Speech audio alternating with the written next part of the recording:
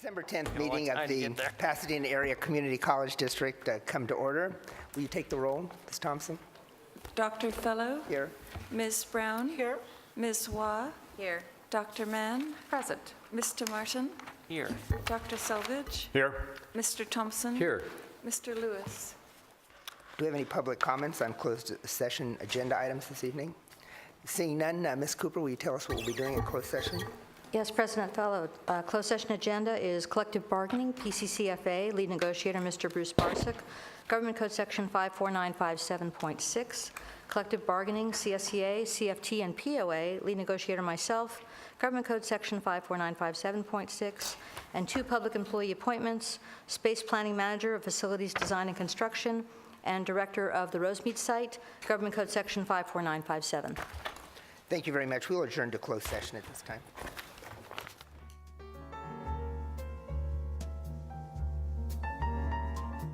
Okay, will the board come to order, please? The board this evening will be going back into closed session, but we have some special guests here today. And before we get to that, Mr. Savage, would you lead us in the Pledge of Allegiance? With pleasure.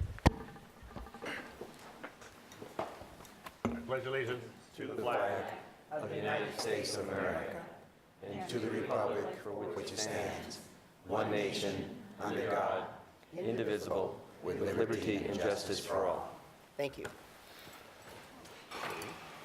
We're very pleased this evening to have the Royal Court of the Tournament of Roses here today. I think we have 2 members who are missing today. But what I'd like to do is introduce each of you and then have you talk a little bit about yourself. And I would like to introduce first Princess Emily Alicia Olivas Stoker.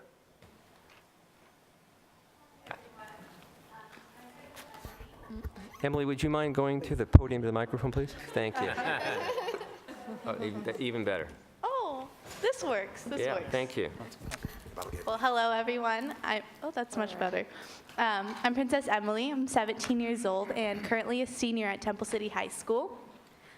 As for the future, I'm hoping to stay in the Southern California area for college and hopefully pursue a career in the medical field. I'm planning on majoring in chemistry in college. But for now, I'm just really enjoying being an ambassador for the Tournament of Roses, and I would like to thank you all so much for being here tonight, and it's such an honor to be here. So next we have Princess Mackenzie. Thank you. Hello, everyone. I'm Princess Mackenzie, and I'm 18 years old and a first-year student at PCC. I am currently majoring in musical theater, and I would love to pursue either a stage career or a film career in the future. And I'm just so happy to get to represent Pasadena and more specifically PCC. So thank you so much for leading a great school, and go Lancers. Next up, we have Princess Simona Shao. Good evening, everyone. I'm Princess Simona. This year, I'm 17 years old and also a senior at Western School for Girls. I'm also a resident of Arcadia. As for the future, I'm very interested in music, and I'm a very passionate musician as well as a singer-songwriter. So in the future, I hope to mesh that kind of characteristic of singerness and build that into a business field and hopefully pursue media management or a career in the music industry. Thank you so much for hosting us tonight, and I can't wait to mingle with all of you.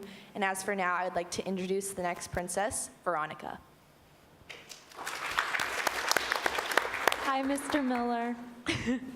Hello, my name is Princess Veronica. I am 19 years old and also a first-year student at Pasadena City College. So, I graduated from San Marino High School, and I have very much enjoyed my first semester here at PCC. I'm currently a communications major, but sometime in the future, I'd like to work my way over to public health because I'd like to pursue a career in mental health, having to do with the counseling side and providing a health care that can educate and provide resources for adolescents in that area. Thank you for hosting us tonight, and I also look forward to mingling with you all. Thank you. Oh, I'm so sorry. Forgot my introduction. And next we have Queen Madison. Good evening, everyone. I am Queen Madison. I attend Marshall Fundamental, and I am a senior. As for the future, I plan to become a CFO after majoring in either finance or economics. And once I establish myself as a professional, I plan to open up a nonprofit organization that will educate minorities on financial literacy. I also recently received the Posse Scholarship, so I will be attending Kalamazoo College in Michigan. Thank you for hosting us, and I'm looking forward to meeting all of you.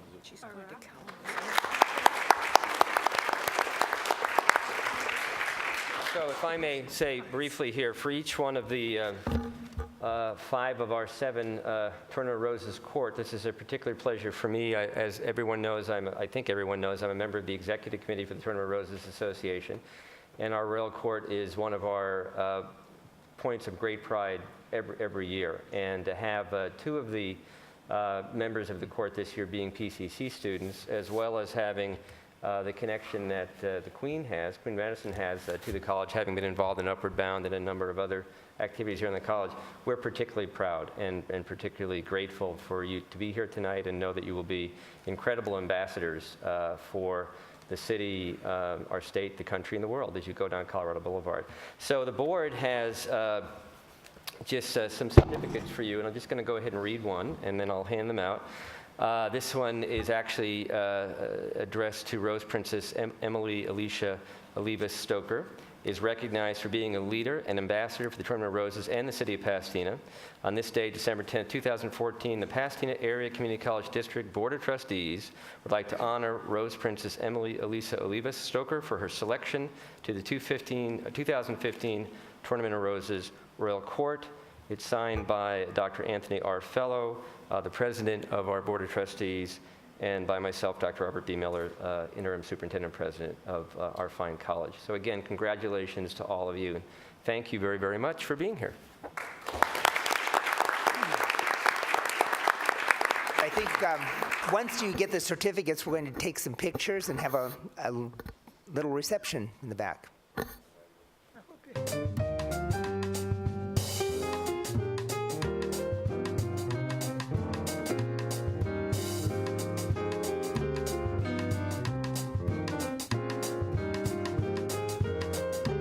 Reportable action in closed session this evening. We'll now move on to the main meeting.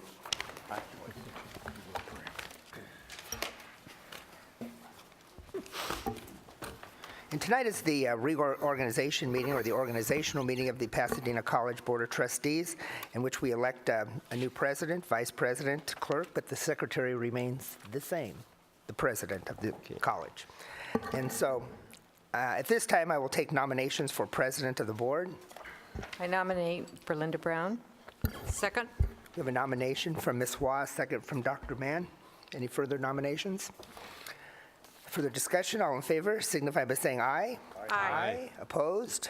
Motion carries unanimously. Congratulations. Thank you. So happy. Have the advisory vote? Oh, the advisory vote, excuse me. I said aye. Okay. Oh, you didn't note it. That's fine. Advisory vote votes in the majority. Nominations for vice president of the board. Nominate Belinda Wall. A second. We have a nomination from Dr. Mann, a second from Ms. Brown. Further discussion? All in favor signify by saying aye. Aye. Opposed? Motion carries unanimously with student trustee voting in the affirmative. Nominations for board clerk at this time. Dr. Mann? Second. And let me say, in accordance with the practices, procedures that the board has followed, we would go to Dr. Mann as the person who has not served most recently. So I'm happy and delighted to nominate Dr. Mann for the clerk's position. Second. You have a motion from Mr. Thompson, a second from Ms. Hua. Further discussion? All in favor signify by saying aye. Aye. Opposed? Motion carries unanimously with the student trustee voting in the affirmative. Do we have to vote for board secretary? I think you probably should, yes. Nominations for board secretary. Nominate Dr. Miller. Second. We have a motion from Dr. Mann, a second from Mr. Thompson. Further discussion? All in favor signify by saying aye. Aye. Opposed? Motion carries unanimously with student trustee voting in the affirmative. So at this time, I will leave the presidency. Right. And I do have to say, I'm going to have to leave early this evening. I'll be here for a while, but I have a president of another board, and I have to be with them this evening, since this is, Where are you going? I have to go to Las Vegas. Oh, yeah, right. Very important when I'm That's getting not water for San acceptable. Gabriel Valley. Wait a minute. Exactly. So why don't you guys change seats, and then you can go ahead and do what you need to do. Leaving for Vegas. Nevada.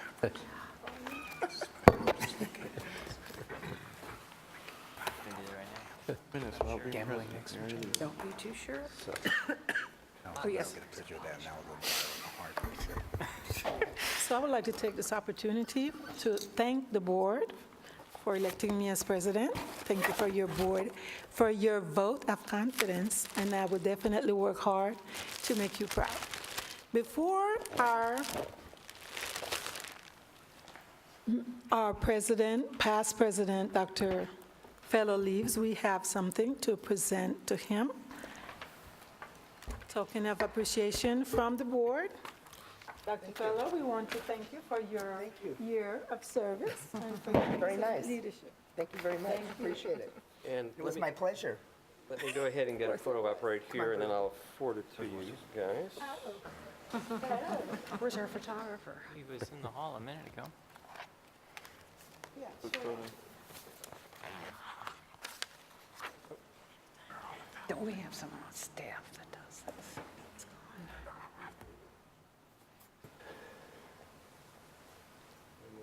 I'm gonna go to sleep. Thank you very much. He gets booked for events. I'd like to lend my words of appreciation to Dr. Fellow for being an excellent board president during a challenging year. And from the staff perspective, we truly appreciate your leadership and everything that you did to help us. So thank you. My pleasure. Thank you very much. It was a tough year, but we got through it, and hopefully PCC is better for it. And I'm here really to serve the students, and I appreciate that. So carry on. Okay, let's move on with our business. We have next on the agenda is the certification of signatures. Do I have a motion to approve the certification of signatures? So moved. Do I have a second? A second, moved by Dr. Fellow and second by Trustee Mann. Do we have any discussion? If not, advisory vote. Aye. All in favor? Aye. Aye. Any opposed? Motion carries. And that document is going to make its way around the dais so that everyone can sign it. Mary's going to provide that to us if she hasn't already. Okay, next we have the setting and time for regular meetings in 2015 and retreats. Do we have a motion to, or any possible dates for our meetings and retreats? And I would just remind everybody that under tab F is where the tentative schedule is. Our Ms. Thompson was gracious enough to prepare something for the board to take a look at. Very good. So take a look at it, and if I, Trustee Mann? Yes, I would move that we normally meet on the first and third Wednesdays of the month at 7 p.m., that we schedule a retreat on January 17th and September 12th, and that we not designate the second session as a study session, but that the officers discuss this and come back with a recommendation, because I know there's been some discussion of people who think we need more business meetings. So my motion is we meet on the first and third Wednesdays, but that we, and have the days retreat, and we can always later determine if it's a regular meeting or study session. I second that motion. Okay, we have a second by Trustee Watt. Go ahead. Don't we have a event in January? Do you recall the date? I think Sacramento's in January, isn't it? The 23rd, I think. 24th or something. Okay. Weekend after. Okay. Any One other question, questions? too. Yes. On the schedule of meetings, the meeting in January is scheduled for January 21st, which is not the third Wednesday. The first is, What I was going to do is have that as our regular meeting schedule, then make another motion to change it for January the 21st. okay, all right. I mean, that way we have it set up the pattern. Yeah. I mean, January 1st is the first Wednesday. Obviously, we're not going to have a meeting that day. Right. Okay, it shows dark football on game. January 1st. Any other questions, discussion? No? Okay, trustee? Let's see. Louis? Aye. Aye. All in favor? Aye. Aye. Oppose? Motion carries unanimously. I have another motion then. I would like to move that for the month of January, we not meet on the 1st of January, since that is a holiday, and that we have our second meeting, it says the third Wednesday is the 21st, is that It correct? is. Yes. So that, it will just be the one thing, that we cancel the January 1st meeting is what I'm... Actually, January 7th meeting. Okay, it says first here. I know. Okay, whatever it is, January, the first, well, wait, then why aren't we Can't be. meeting? Well, it's Something's January wrong here. 1st would be our first Well, meeting, so we're January not 1st is a meeting then. Wednesday, so that's the, January 1st is a Thursday. oh, just kidding. Yeah, Okay, so there's a problem here with this All right. schedule. So what's the date of the first and third meeting of Wednesday? 7th, Either 7th and 21st. There may be a reason because the college has been out or something that you don't want to meet on the 7th, but it's not the 1st. Well, yeah, I would say that, and I apologize for the date not being quite right, but the college staff is just getting back from a holiday break, and we're getting ready to start the spring semester, which begins, I believe, on January 9th or January 12th, as I recall, 12th. So because most of the staff has gone over the holiday, it would be difficult to get the packet and everything prepared. So that's why we would ask that that first Can I Wednesday second your be motion then? be deferred. So I'll second Dr. Mann's motion to go dark on the January 7th, and I guess you don't even need a motion for the 21st. It's a regular meeting. It's a regular meeting. All in favor, say aye. Aye. Aye. Motion carries. Okay, let's move on to, And- our retreat. Right. What are we going to do? Do we have a date for Well, retreat? Here's what I would ask the board. We're going to be scheduling a board officers meeting on either the 8th or the 9th. I don't know if Ms. Thompson has gotten that out to you yet. But I would suggest that the retreat be one of the topics of discussion. So normally the retreats have been in February. And so it may very well be that the board officers want to consider what the retreat topic should be and what have you. And if we don't get together until the 8th or 9th, the 17th would be very difficult. So I would suggest that we reschedule the retreat in February sometime, which would be a little bit better, I think, for folks. So I'll be in Hawaii speaking the 17th. Okay. Any discussion, questions, suggestions? Well, I just moved that we have it on the 17th. That was part of the original motion. Right. Okay, so do we have a second? Well, they can't have, Oh, well, yeah, that already passed. Right, yeah, because I thought what we wanted to do is just come up and treat the retreat as Okay. a separate topic. I understand what Dr. Mann just did, but Okay. Should amend your motion. We should amend Dr. Mann's motion. Okay, so let's just move on to the next. but we have a problem, because in the next meeting we have scheduled is that retreat. right, so here's what I would suggest, if it would be helpful, is that we go back and we amend the previous motion to indicate that the retreat would not be on January 17th, but would be a date to be determined in February. So do we have a motion to amend that motion? I'm just going to move to cancel the retreat on January 17th, because then we're going to have to vote on the amendment and then vote on the think motion Thank again. and you. I I'm think just that's a good moving, we option, cancel it. Boom. Thank you. I second that. Okay. Good work. That's a good, Advisory vote? Aye. All in favor, say aye. Aye. Okay. now Motion we're- carries. Good. Okay, so that's done. So at this time, we are going to adjourn our organization meeting and go to our regular business meeting. So do you need a motion to adjourn? Do we have a motion to adjourn? So move. Second? Do we have a second? Second. Any discussion? All in favor? Aye. Aye. Trustee? Aye. Louis, aye. All in favor. So now we can convene. Motion carries. Okay, so let's go now to, where are we going? Item H. The agenda.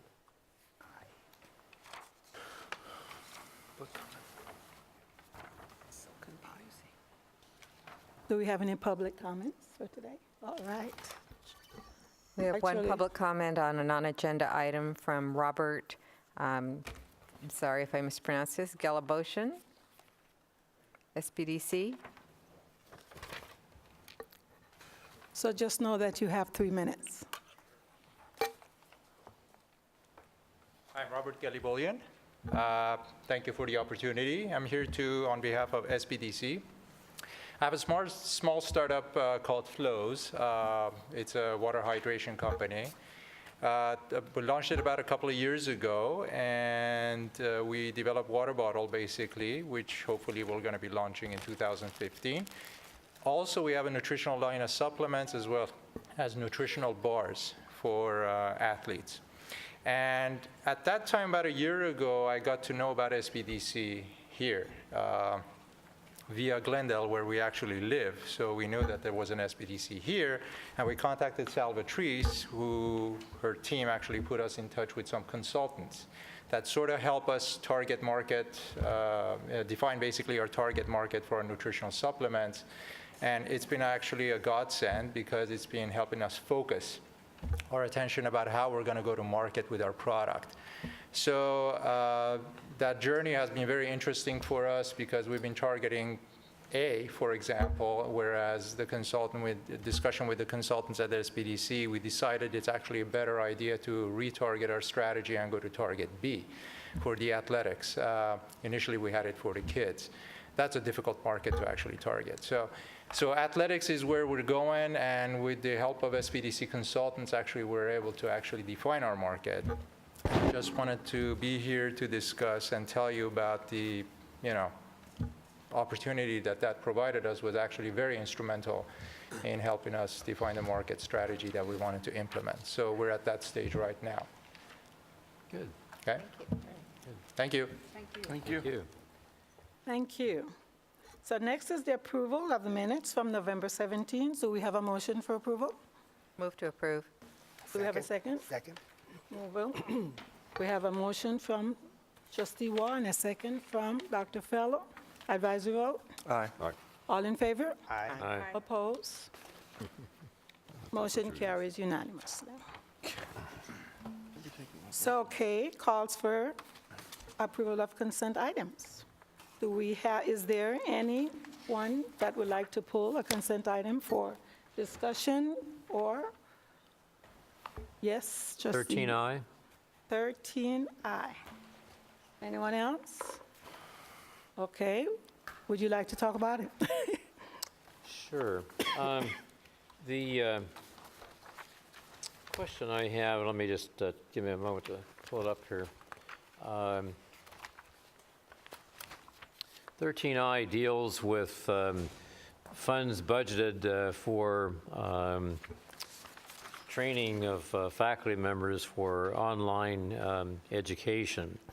And I just would like to know, have we changed or is there consideration being given to changing the policy that we adopted a few years ago, that we were not going to have any course that would be only online education? It would be hybrids. There'd be some in-person education, some online education. Is that still the procedure that we follow?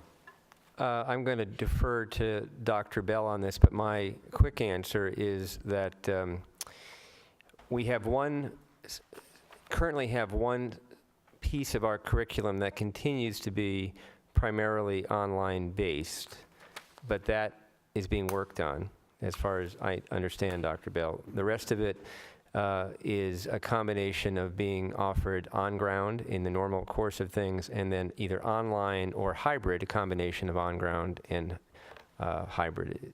That's correct, online. Dr. Miller. And if I understood Trustee Thompson's question correctly, are we changing, does this change anything from the board's previous?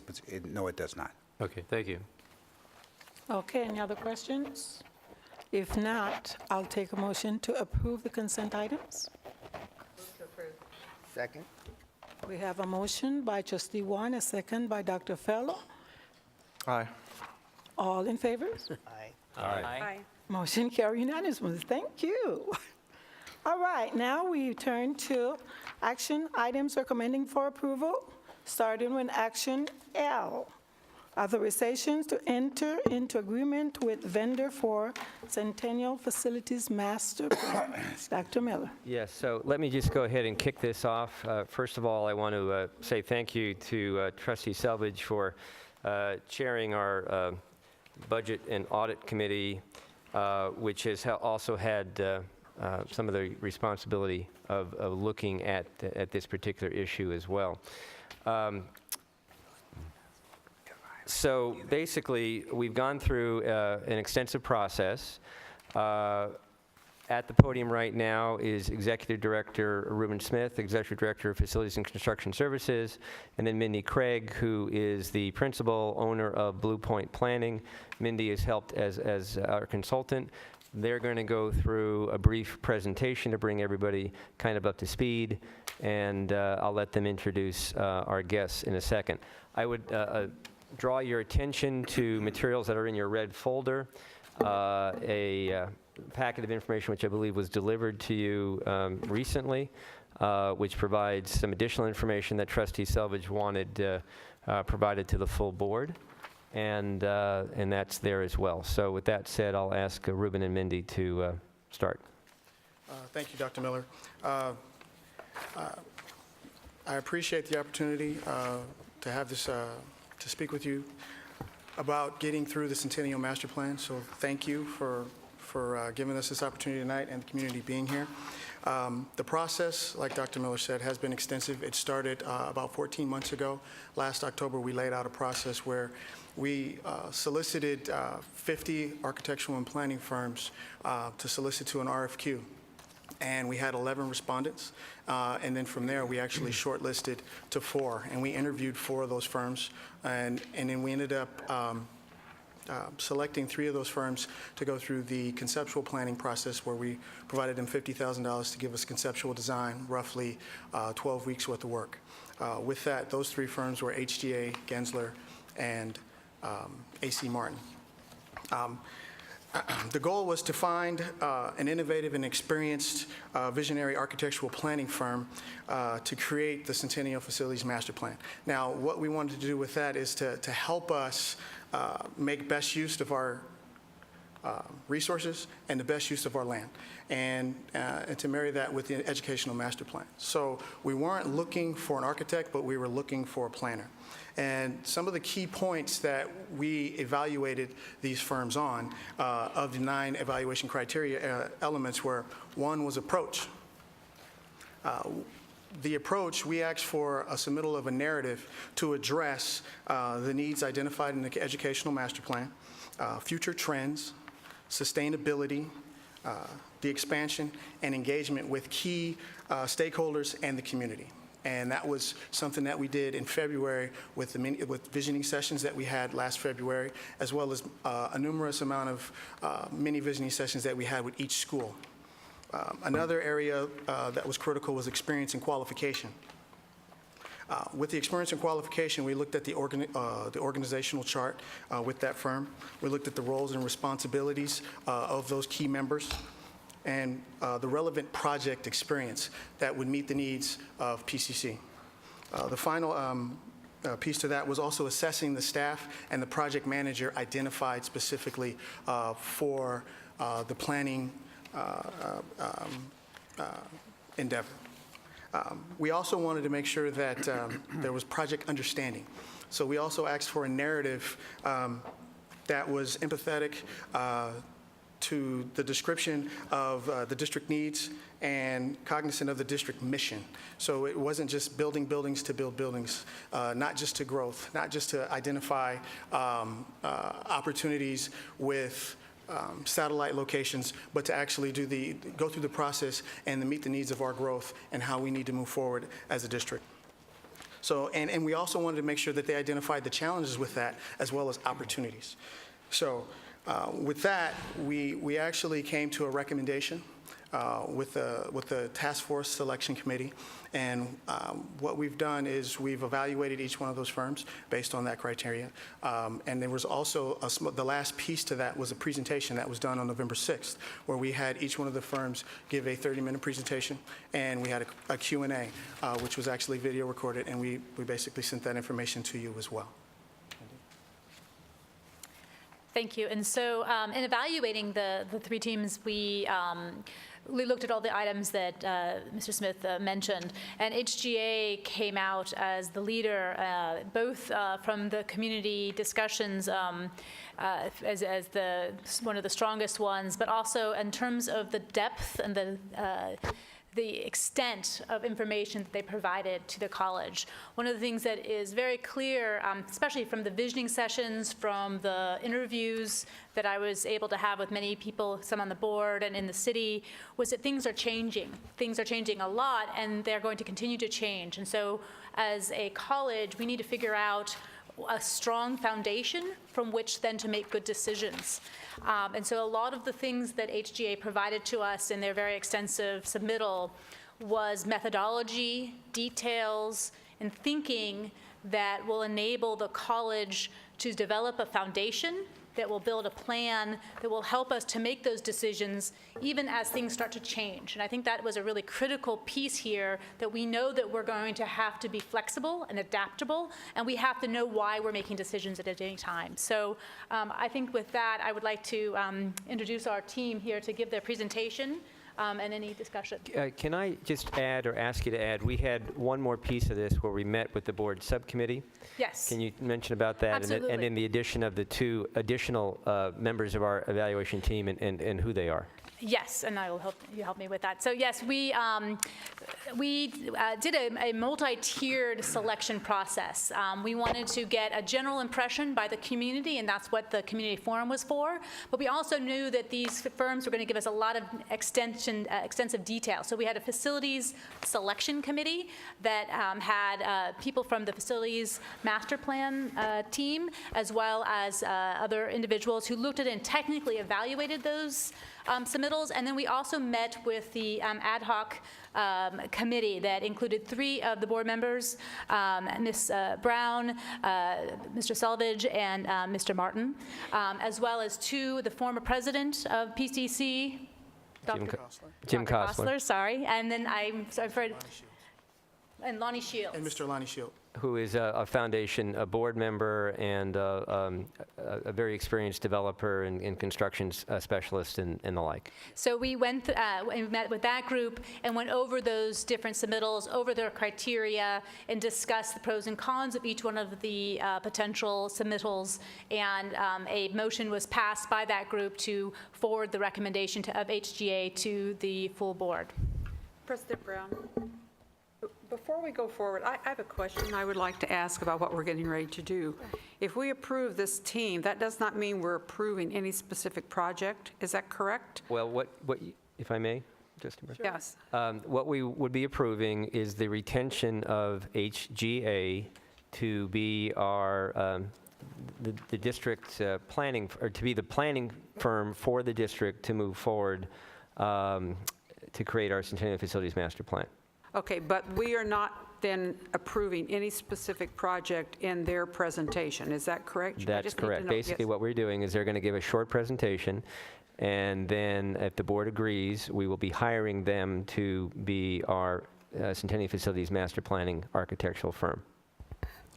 If I may, if we do go with the recommendation, we haven't even developed a scope yet. Right. So this was basically just a conceptual process of what is Okay, so possible. it's conceptual. It's what they can do, but it's not like we're approving any specific item on here. We're approving them No. as a planner. You're basically Yes. authorizing us to enter into an agreement with HGA to create the Centennial Facilities Master Plan, the specific scope of which is really already been articulated, but it'll be put in a contract form, et cetera, and be brought back to you for approval, probably at the January meeting. All right, thank you. Trustee Wall? So I'm glad to hear that we're not approving specifics, because as I was going through the summary and the table that was presented, I have a lot of questions, like the 400-unit housing and how we came to that. So I also hope that when you bring back the contract, will we also be seeing what your outreach to the community and the plan for this outreach to the community? Because it seems like there might be some, and I have heard that there are a number of interested parties in the community who would like to weigh in. So would that be part of what we're seeing? Absolutely, yes. And I believe probably in the brief presentation the HGA is going to give, they're going to address that to some degree as well. And Trustee Savage. I'd just like to reiterate, and it's my impression, it was corroborated there at the meeting that we had, Trustee Brown and Martin and I, that we're adopting, or we are recommending a planner.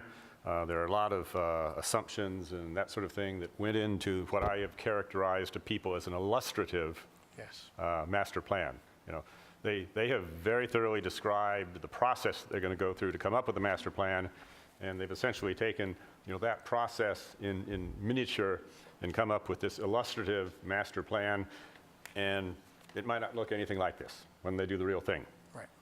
And I'd like to reiterate that there are a number of assumptions in here that were driving the illustrative criteria that are going to have to be examined, and they're going to be finalized and refined in the process that's going to begin after we sign a contract. Thank you. So before I let Mindy, Ms. Craig, introduce the team members, I just want to let you know that it's going to be a short presentation, a few slides, and a possible fly-through, no more than a minute and a half. So this presentation should roughly be about 10 minutes. Great. And I will just say that we will be very clearly working with that subcommittee in the coming weeks to make sure that scope is reflective and also provides the direction that the team will need to have the better assumptions.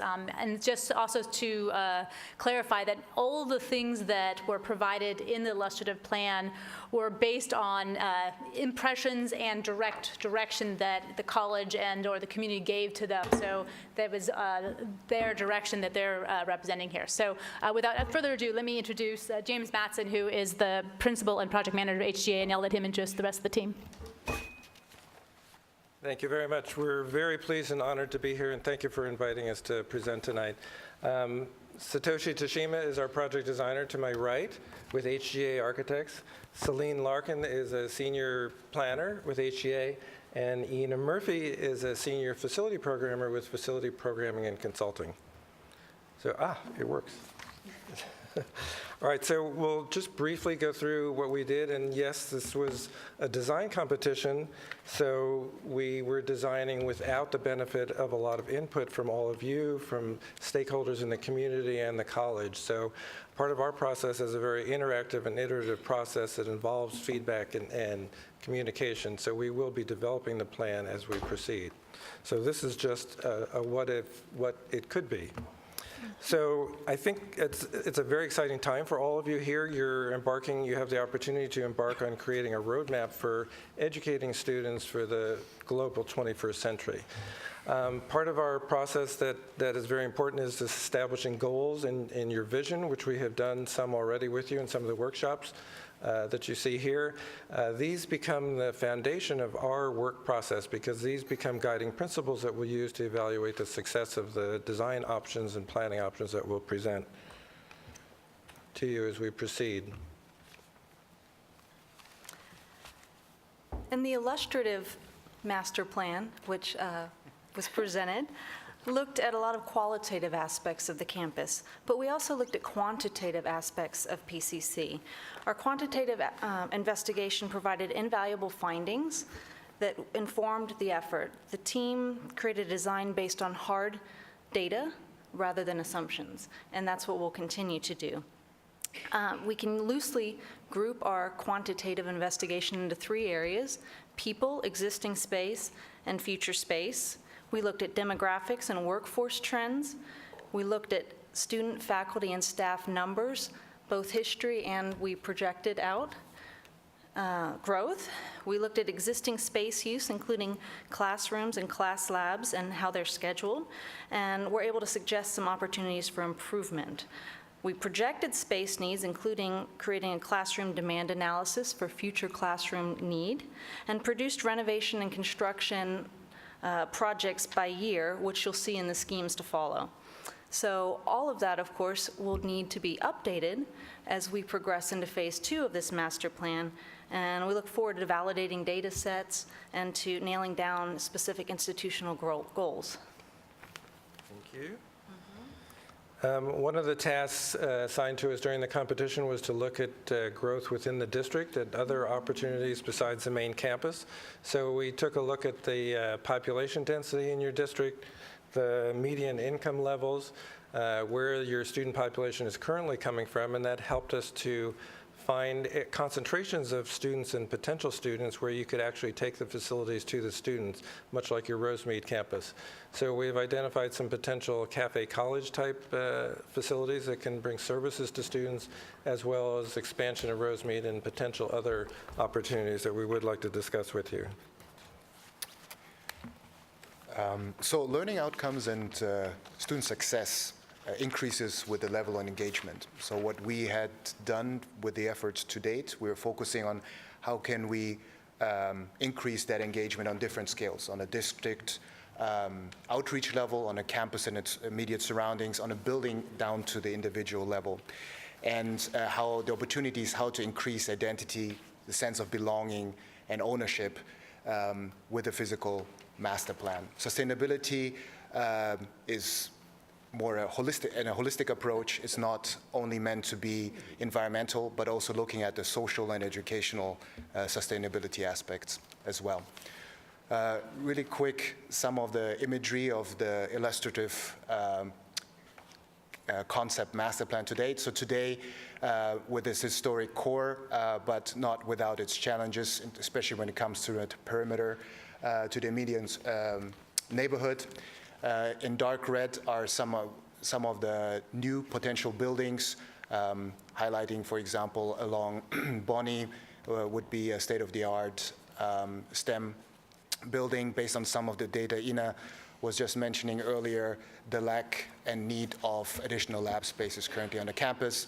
The light red colored buildings are identifying some of the renovation opportunities for existing buildings on campus. So phase 2, labeled at 2030, just to highlight a couple, to increase some of the density in the heart of the campus, adding some classroom opportunities and buildings, removing, relocating and adding to the PE and athletic facilities at Bonnie and Del Mar in order to start to make the perimeter of the campus a little more porous and be more friendly towards the community in terms of visual and access and programmatic aspects.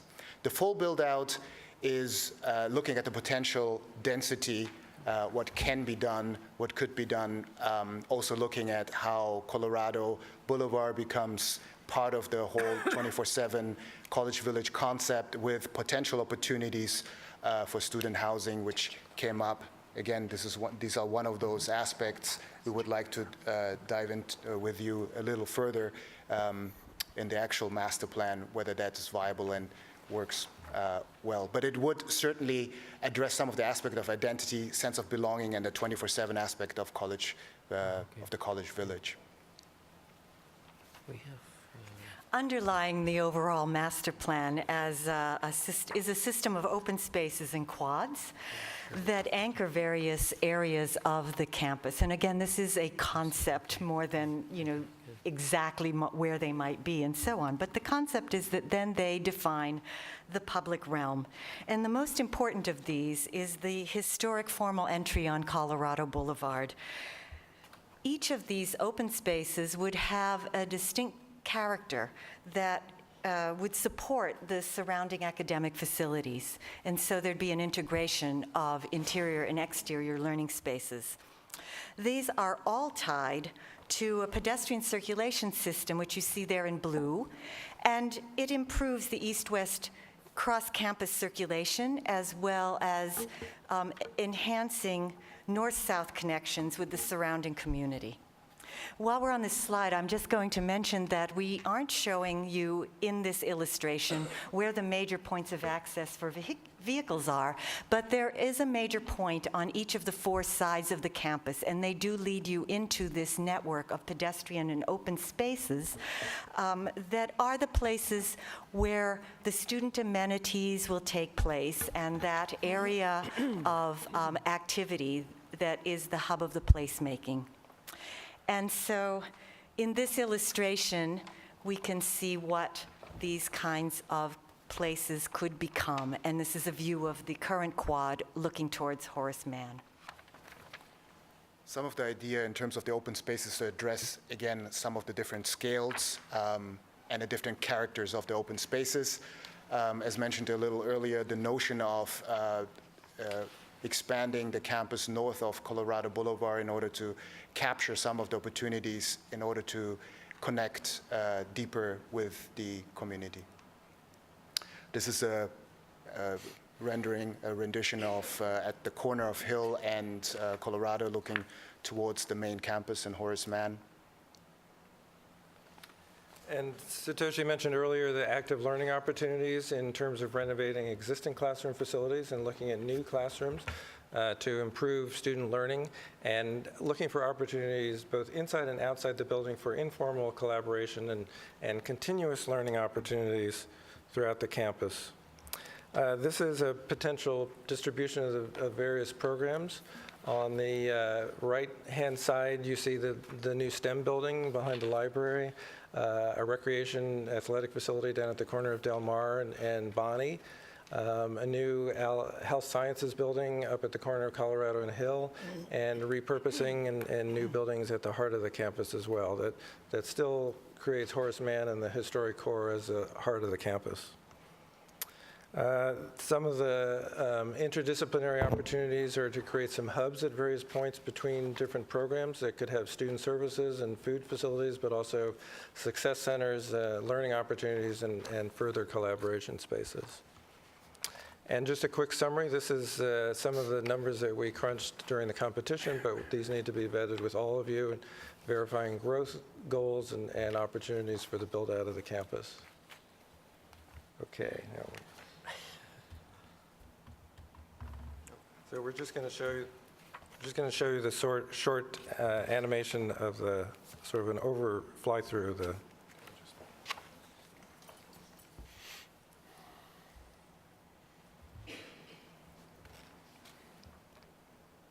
So this is the existing campus aerial view. Sorry. Okay, and this is the full build-out from looking from the south up toward Colorado at the top of the screen, coming around Bonnie. You see the STEM building at the bottom of the screen there, next to the parking structure and the library. This is the quad that you saw looking toward Horace Mann, repurposed, or actually standing at the campus center. Coming around along Colorado Boulevard, the reinforced historic quad and open space, potential expanded student services building, and the allied health building in the corner at Hill, and potential off-campus development and opportunities for public-private partnerships or potential student housing. This is looking down Colorado Boulevard at the College Village concept. And then a fly-through going south, back toward the athletic complex and the gym, looking north.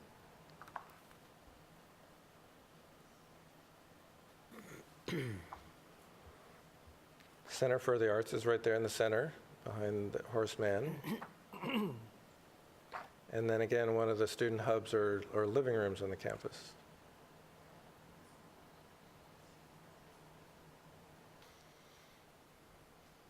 That is it. Thank you very much. Are there any questions? Yes, I have not come to all your sessions, but I did come to one of the early ones, and I raised several times the question of why you're not including the property on Bonnie. And I saw in here, it says, we're not including the residential property on Bonnie. I don't understand that, and secondly, we own that property. I don't understand why we would even consider going north, where property costs 4 times as much, when we own almost a block, half of a block to the east. And so I would like an answer for that at some point, why we have focused north rather than east, where we own property. That's my first question. My second question is really kind of basic. Why don't you put north? Why don't you put on your maps which is north, which is south, sorry. which is east, Yes. which is west? We will. Because if north is not at the top of a page, I find I'm not a very visual person. I found Yes, it yes, difficult it is.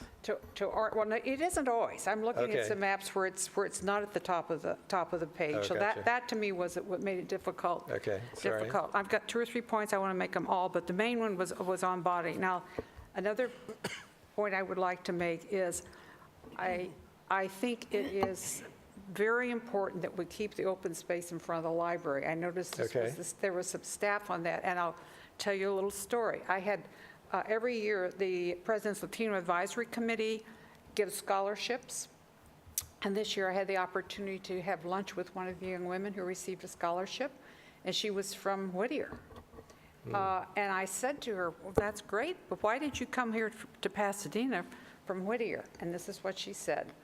I was driving with some friends down Colorado Boulevard, and I saw the library, and I looked in and I saw those students in there, and I thought, that's what I want to do, and that's where I want to go. And I think the college won many, many national awards for our openness there, and I think to put a building and block it would be just a major, major mistake. And the last point I'm going to make is, I'm retired, I spent my entire professional life in universities. And let me tell you, residence halls are a major headache and problem. I don't care how you do them. So I personally am not supportive of going into mixed use or anything that involves residence. And I think we'd have a great deal of difficulty if we're going to finance this through a bond, getting at least the taxpayers and voters in my district to support that. I think they'll support classrooms, they'll support labs. I don't think they're going to support residences. So those are my 4 basic questions and points to start with. But the main one is the bonding one. And I really don't understand why. I know that issue was raised at the very first meeting. I raised it and was just completely ignored. And we're not, I'll respond quickly this way in the bonding situation. We did talk to the city. There are zoning issues that we'd have to look at. And things like that. But we certainly will look at the bonding opportunities during this process. It's not that we're not going to look at that. We certainly will look at that. Well, there will be zoning issues going north too, I assume. Well, Bonnie is zoned for residential. I understand and the like. that, yeah. But anyway, the bottom line is we'll definitely look at that, Dr. Mann. Absolutely, no doubt about that.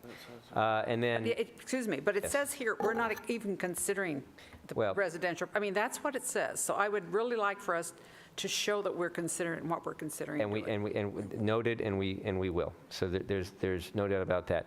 And on the housing thing, that's just a possibility, and it's actually based upon the notion of partnerships with other educational institutions to try and provide housing. That would certainly not be something that we go on by ourselves. There are 5 institutions in this town that actually have interest in that. Whether it's something that's viable or not, who knows? The notion of a town gown, mixed-use university center concept working with 4-year schools, that has, personally, I have a lot more interest in that concept than I do in housing. But still, it's something that we would look at. That's the whole idea of putting a plan together and the extensive amount of community outreach that we'll do to get input from everybody. So definitely we'll pursue that. Right, and if I could just add, I welcome all of your comments. I appreciate the feedback. This is part of the master planning process that we want to hear from everybody, and we don't want to ignore any of the comments. And part of the process going forward will be to discuss different options and opportunities and decide which ones are the best fit for you and your campus. So thank you. Trustee Wah, a question? Yeah, a couple comments. You know, I kind of recall a time when President Brown and I were in Sexton Hall, and I remember our previous vice president was talking about how he was going to raise that. So, you know, that's a pretty historic area. I think it's very Art Deco. It really speaks to an architectural sensibility. So I certainly hope that some historic preservation sensitivity to that will be taken into consideration. I also heard some concern from some of my community members who attended the presentations about some possible alternatives, or one of the plans was to raise the swimming pool, which had just been built, I think with this Measure P money just last year. And so it would be helpful to know what the inventory of the buildings are, the facilities, and have some of that, I think, have some sensitivity to that. I don't think that our communities would look well on us having used bond money to do something and then only to have it torn out again. The other thing, and so I know Mr. Smith and Dr. Douglas will be quite familiar with this request that I've had, is that I hope that, I don't know if we're planning on getting a facilities database out of this. I think most planning groups I've worked with do create some sort of a GIS database that allows us to inventory the facilities that are there and that helps us in our space requirements. I don't know if that was one of the requirements. I'm sure that's what you work with anyway, but it would be helpful for us to get that as a product for our own planning. Yes, that is a part of the, Trustee Weil, we will get that as a part of the scoping when we develop our scope as one of the items that we would like to add. That's something we will develop over the next week or so. Well, I don't think it's just even like to add. I think it's going to be critical for us as we talk about our own ability to plan for space and ensure that we have enrollment to capacity. We know where the open spaces are, and then we know where we have to build out. I think it's critical for us to have that. Absolutely, and we will pull from the Fusion system with the Chancellor's Office, and that's the first place we go. We update that annually, and then we have a 5-year plan, so I keep that up to date, our current inventory of space, and I know exactly where those spaces are, and we will include that in the plan. One other comment.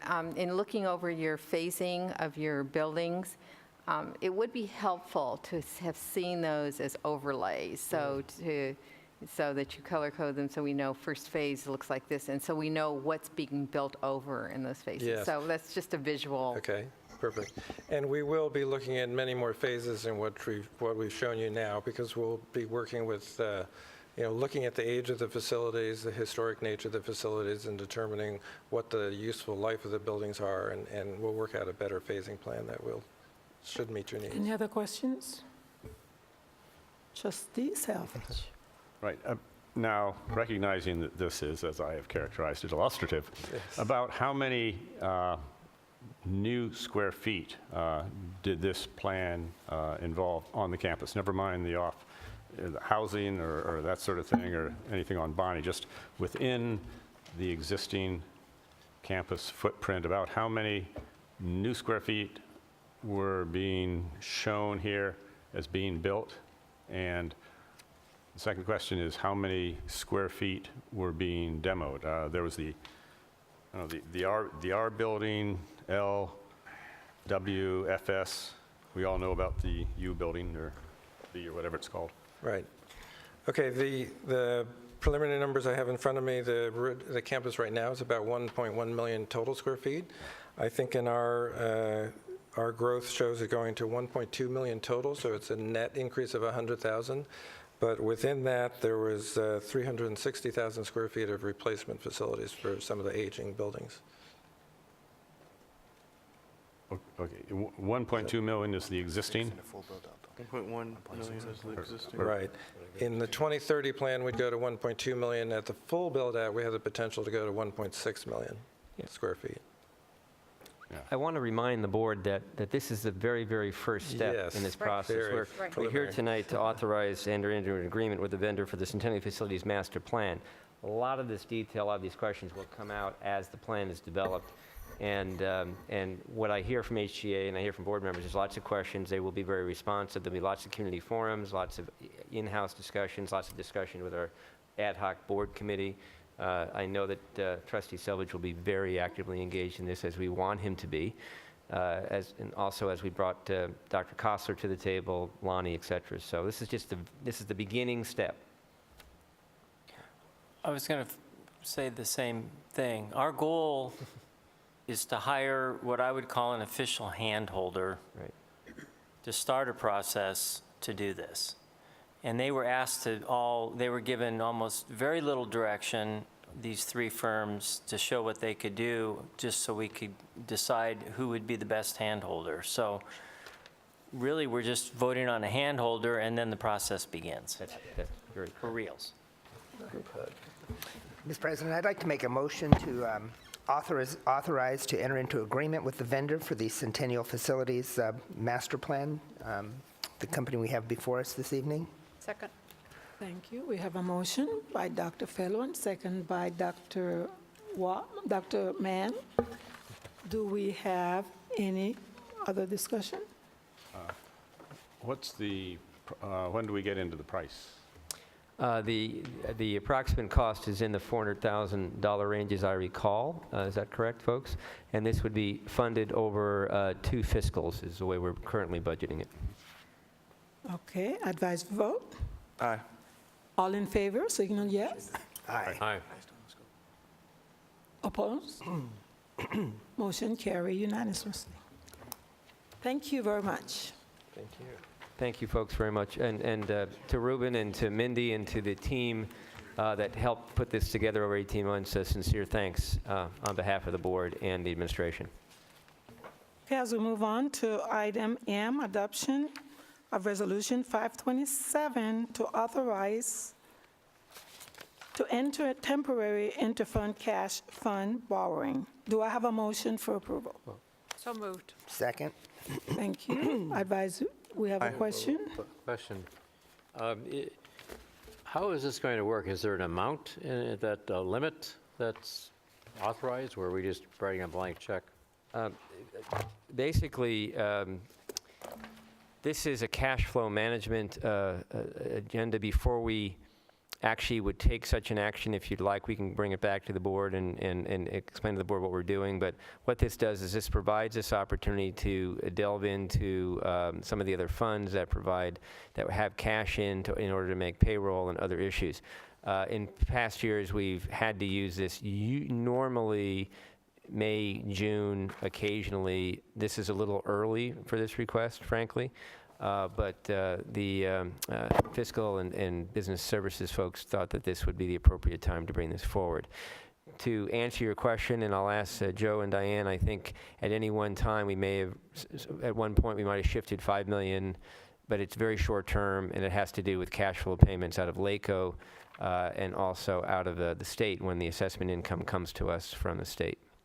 Is it the intention to bring this back to us as you, either as an information item as to how much money is transferred from which fund to which other fund, or is something we're going to act on before it's done? How is this going to play out? If the timing of this allows, we can bring it back to the board if we can anticipate it. If there's a board meeting and a date that would make this work. Otherwise, we can return to the board after the fact and indicate what we did and what fund we took it from. There's actually two funds that it would primarily come from: Fund 64, which is the OPEB fund, and possibly Fund 41, and I believe, which is the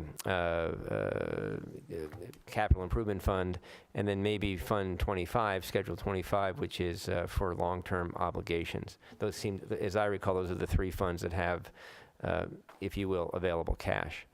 We don't really anticipate a great need for this. Joe, do you want to make any quick comments? Yeah, we were asking to do this a little earlier this year simply because the deadlines that are set for payroll by the LA County Office of Education have been moved up because of the holidays, and our apportionment deposit from the state is usually at the end of the month. We do not anticipate having the need to do this. We just wanted to get the approval in the event we needed the flexibility. And when we've done it in the past, which might have been 3 times over the last 3 years, within weeks, if not days of borrowing, the money comes in and we just put it back in those funds. Okay, we have a motion and we have a second. We have another question? Yeah, is this an amount that was unexpected, or? No, actually, over the last several years, again, because of cash flow. Yeah, I know we've done it a few times, but I'm talking about the amount. No, the amount is not unexpected. Okay. It would be the traditional amount that we do, and it's very, very short term. Yeah. It's a cash flow management. So we have a motion and we have a second. Just one, I'm sorry, have one more another question. How is this going to, how are we going to be involved with this? We're just going to be an information item for us on our agendas? Will something be brought to us for ratification, or something brought to us for action before it occurs? In most instances, it would be brought to you for information. What we're actually asking for is permission to go ahead and just transfer the funds when needed. Certainly, we can provide information in real time when and if we have to do it. We can let the board know at that point. If there's an opportunity to bring to the board and identify to the board it before we have to do it, I suppose we can do that as well. Certainly, the Budget and Finance Committee will be kept up to speed on our cash flow and on our operating statements and balance sheets and what have you. We've done that in the past. We can continue to do that. Okay, thank you. Trustee Lewis? I was curious, is the time limit on it, will this expires after the fiscal year's over? Yes, this basically is for this particular fiscal year. And is there a time limit for getting it back? I know you said it's a couple days usually, but is there a time limit where, can you extend it to 2 fiscal years from now before you pay back the fund, according to this? Or? No, we would, the intent of this is basically once we receive the cash from the state, or from whatever entity we are getting cash from, we would immediately use those funds and reimburse those funds that we borrowed from. It's kind of like a bridge loan, and as soon as the funds come in, It's an internal bridge loan, using our own money to, the difference between accrual accounting and cash base, basically. Okay. Trustee Martin? I can bang out quickly in 3 sentences the parameters we just said and include it in the motion, if that makes people feel more comfortable, or if the board is. So number one, there was a request for an amount, and I know in the past we've done trans for 10 million, so I just thought, is that too much, too little? Do you have a better number, President? So trying to recall the amounts that have been used in the past, it was $10 million. So I would consider an amendment that at the end of the resolution that says aggregate cash balance in any district fund as the need arises up to $10 million, period, that the administration will be responsible to report to the board each transfer at its next regular board business meeting and when the loan will be repaid. And finally, this resolution will expire, and you said fiscal year, but I mean, I'm happy to give you a full year. I'd say December 31st, 2015. That's fine. I'll make that an amendment if that seems reasonable to the administration, and I think that answers everybody's questions. It's okay with us. So is there a motion on the table? So there is a motion by Dr. Fellow. Do you accept that amendment? Then I would move to amend that motion to include those 3 sentences. Second. So it's second. By whom? We had a first by Dr. Fellow and a second by Dr. By Bill? I thought it was you. I think I'm. Okay, I second. You did second. You did Well, both of them Okay, did. so now we need to amend. No, what I you- seconded the motion to amend. Okay, so all in favor? Aye. Aye. Aye. Aye. Including We're in favor of the trustees. motion, of the amendment. Oh, the amendment, aye. Yeah. Okay. All Then right. you want to vote on the full new motion as amended, right? So we need a motion as a new amendment, you said? Okay, so you made the motion. Well, I think we have that motion because we just And we have a amended that second by motion. Dr., So by we're voting by on the Mr. amended Thompson. motion. So all in favor? Aye. Aye. Aye. Trustee? Aye. Okay, motion carries with amendment. Thank you very much. Lord. Okay. Additions, item N is additions and deletion to changes of credit and non-credit. That is Dr. under tab N in your document. It's extensive list, and Dr. Bell and Dr. Scott and I believe Dean Jordan are here to respond to questions, should the board have any. I'll move approval. Second. All in favor, any discussion first? Any discussion? I have a Yes. a question. First of all, I did read this, I didn't maybe read every word. It looked to me like that much of this is to align our curriculum with our certificate requirements and our transfer degrees. Is that correct, or did I just miss something? No, Trustee Mann, that is correct. Okay, so then on the very last page, where it says occupational skills certificates. I thought you said you didn't read it all. I said I didn't read every word. Okay. I did read it all. But on the very last page, the very last course, television, radio production, occupational skills certificate. And the rationale is this particular radio focus requires a more advanced course curriculum to ensure employability. Are we going to go with a more advanced course curriculum, or are we just removing this and not going down that road with the radio production? Because it seemed to me strange to say it requires a more advanced course curriculum, but then just take it out. I'm going to hazard a guess, and then there's Dean Arnwine can speak to this. Thank you, sir. Hi there. Hello. We, in this same process, we've revised our audio certificate to make it more of a radio certificate. So that's a certificate of achievement. So this was kind of a duplicate skills certificate that really didn't serve much of a purpose, but we have the certificate of achievement then that students will. And I believe the direct answer to your question, Dr. Mann, is that this is language that was carried forward from the last time it was brought to the board for approval. So this, even though it's deleted, the reason it says what it says is because when it was brought the last time, it was, the focus was to require more advanced course curriculum, but now because of and that's in those, and those are in the certificate of achievement. Right. So basically, they've changed it to do it from a occupational skills certificate to a certificate of achievement in a different focus. Yeah, and we're trying to clean up these skills certificates. They were started about 7-8 years ago, and they weren't really working well. The certificate of achievements are starting to do very well. So then there was confusion because we had the skills certificate, which was similar but less extensive and less advanced. Okay, so it's just, again, it's just more cleaning up. Yes. All right, thank you. But he mentioned, if I could follow up question? Yes. You mentioned radio in the new format, but you didn't mention television.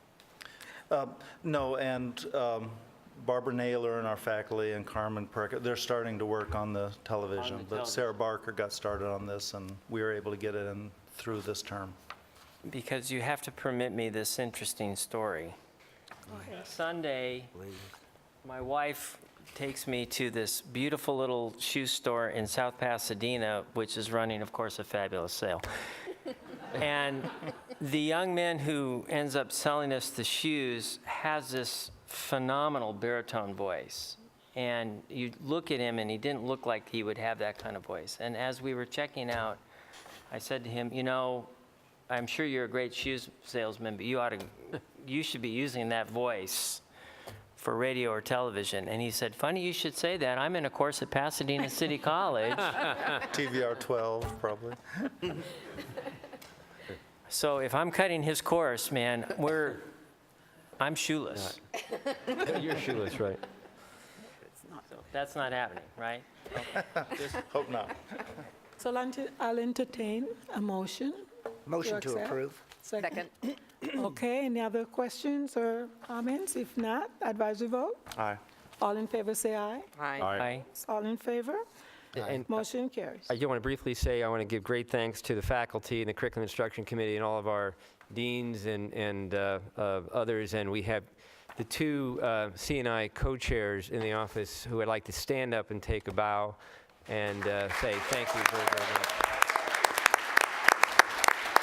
These two faculty members have done an amazing job with a very difficult task. So thank you both very, very much. Well, it is terribly exciting. Yeah, it is. Thank you so much. Okay. Next on the agenda is item O, which is to ratify special commendation for Jeffrey Baum. And what I'll just say very quickly, great thanks to the trustees that were at the CCLC event, Community College League conference a few weeks back. And our trustees, Trustees Brown, Trustees Waugh, Trustees Selvage, Trustees Martin, and Trustee Fellow asked and provided a special commendation to Jeff Baum for his service to our district, and also in congratulating him for being named the president of the Board of Governors, or the chair of the Board of Governors this year. Mr. Martin, in an impromptu way, but in a wonderful way, actually spoke on behalf of the board. So this was the commendation, and I think we just need to take an official action to ratify the fact that the board did that, so it becomes an official part of our minutes. Do I have a motion? Move to approve. Second. We have a second, a motion by trustee Warren, a second by, who was over here? Trustee Thompson. Any questions? Just one comment, I was there also. Oh, I'm sorry, Trustee Mann, I apologize. Advisory vote? Aye. All in favor? Motion carries. Aye. Okay. Next is the approval of certification and submittal of accreditation and self-evaluation. Okay. Dr. Miller. First of all, my sincere apologies to Dr. Mann, who was very present and actually was very tired and stayed through the whole thing, and we appreciate that. She was great. Beyond that, so this is now a very, very important. This is an important action that we ask the board to consider and to take. It is the approval and certification of the submission of our self-evaluation report for our upcoming accreditation. To make a presentation to the board, we have the Dean of Instructional Support and our Accreditation Liaison Officer, Matthew Jordan, and our Faculty Self-Evaluation Coordinator, Stephanie Fleming. They are going to do a brief presentation, and then we will take questions from the board and then entertain a motion if that's the pleasure of the board. Thank you for welcoming us here again. Stephanie and I are very happy to be here to present to you our accreditation self-evaluation for certification. Let's talk just very briefly about what certification means. Your signature on that certification page essentially tells ACCJC two things. One, that you're certifying that there was broad participation in the development of the self-evaluation document, and two, that the report accurately reflects the nature and substance of this institution. The signature page that we'll be presenting to you tonight, we have to note that there is going to be one of the signatures missing, and that is the signature of the president of the Academic Senate, and we'll talk a little bit more about that in just a few minutes. So let's talk a little bit about the first of those two elements, and that is the broad participation. Matt and I have been here and talked to you several times about this. I know you're very aware about the participation that occurred. This was a 2-year process, and over that 2-year process, over 70 students, faculty, classified staff, and managers participated in the development of this document, and they worked diligently to create a solid document for you this evening. The Planning and Priorities Committee oversaw the entire process. They serve as our college's accreditation steering committee, and over those last 2 years, they went through evidence grids, outlines, multiple drafts. They looked at every single piece of feedback that came in, and they weighed them all and worked very hard to complete this document for you. At the beginning of the semester on September 9th, Dr. Miller, Stephanie, and I met with the leaders of the shared governance groups to review the final timeline for the self-evaluation that would occur during the semester fall 2014. During that meeting, Stephanie and I offered to the governance leaders that we would like to support them and their groups in their review of the document. We offered to do study sessions with them, to come to meetings, and to be available to answer any questions that they might have. On September 15th, the draft of the self-evaluation was made public, and the community was made aware of that through a campus-wide email that included a link to the document. By the October 13th deadline, over 50 comments had been submitted online, and additionally, comments from all of the governance groups were also received, and Stephanie's going to talk a little bit more about that on the next slide. PNP took all of this commentary in, examined and discussed it line by line, and by November 12th, the final version was approved by PNP and shared with the campus community via another campus-wide email. On December 4th, there was a college council meeting where the leaders of the governance groups were asked to sign the self-evaluation document. Leaders of the Management Association, the Associated Students, and the Classified Senate were all present and signed the document. The Academic Senate was not ready at that time to sign the document.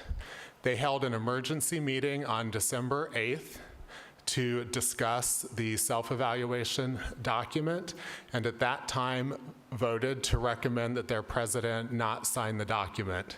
That brings us to today, December 10th, where we are here to ask for your approval. And as we continue to talk about that broad participation, we also want to give you an idea of how the different constituency groups did participate in those different times that, those opportunities that they had. You have packets with you, and in those packets, it shows a detailed timeline of all of the different opportunities that each of the constituency groups had to participate in that process. Just to give you a little bit of a brief overview, there were members of all of these different constituency groups that served on each one of the standards committees, and those standards committees did the drafting of the actual document. There are representatives from each one of these constituency groups that served on the Planning and Priorities Committee and participated in the review and the revisions of the documents. Just another example of how one of the constituency groups actually participated in the revision was the Associated Students.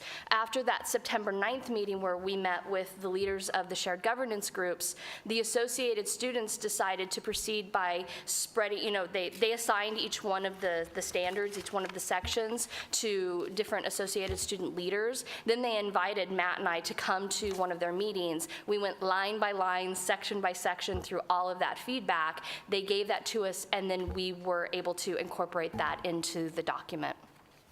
And at this point, I'll just interject quickly and say that Stephanie and Matt are referencing the second handout you're given, which says self-evaluation. And in there is a kind of an extensive overview of what the approval process was, and a comparison in one example to about 11 other districts or colleges in terms of how their timeline worked out and how ours was similar, all of that information. So that's good reading at some point, whether it's tonight or somewhere down the road. So now I'd like to take just a minute to focus on the extensive participation of faculty in the drafting of the self-evaluation. Like all of the other groups, faculty members took active roles on the standards committees and the P&P committees. Additionally, there was a faculty co-chair of each standards committee.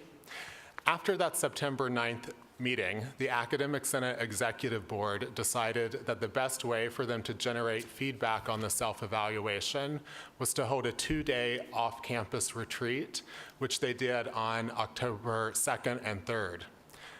That retreat produced a very large amount of feedback, and the Academic Senate Executive Board elected one of its members to work with 2 of our associate vice presidents in reviewing the feedback. I'd like to invite Dr. Scott and Corner up to the podium now to discuss their collaboration with the Academic Senate.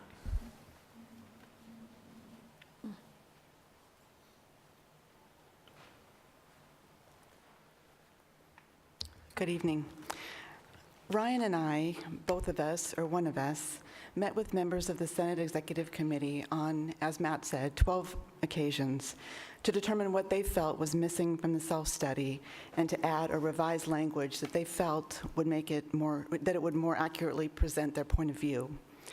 Ryan and I felt that these meetings were productive, that significant changes were made, and that the document was made stronger as a result of the collaborative and collegial efforts. It should be noted that most of the suggestions for changes were actually made and incorporated into the document that you have today. We saw these meetings as evidence that we were moving forward in a positive direction for our campus and that we were getting to a place where we were going to be more collaborative and actually come to some good work together. I will say it's difficult to create a document that is satisfactory to everyone. And that's even more difficult when you've had the past situations that we've had here at PCC where there's been tremendous dissension and issues in which people have disagreed. We worked hard to make sure we included honest descriptions of all these past incidences, while also maintaining our focus on the standards themselves and making sure that the document is what it needed to be. At another institution where I served, I was the accreditation liaison officer, and I was involved in the writing of 2 self-studies, 2 follow-up reports, and 1 midterm report. The level of review, input, and careful consideration that has occurred here at PCC was extensive, and in my experience and opinion, beyond what is typical. If allowed, the continual feedback loop, revising, sending the document back out, revising again, sending it back out, could have gone on for a significant period of time. Unfortunately, what we're faced with is that we don't have that time. We're at a point where we have to submit the document and go forward with the approval process. In the end, the document has to be something that is reflective of all sides and be as reflective as possible. It must be written in a tone and a style that fits an accreditation report and what is expected by the people who will be coming to visit us. I can say without a doubt that a tremendous amount of work went into this document and that we are disappointed that it wasn't signed by all the groups. However, that being said, we do feel that the document is reflective of the nature of the campus and of the institution, and we do recommend approving it.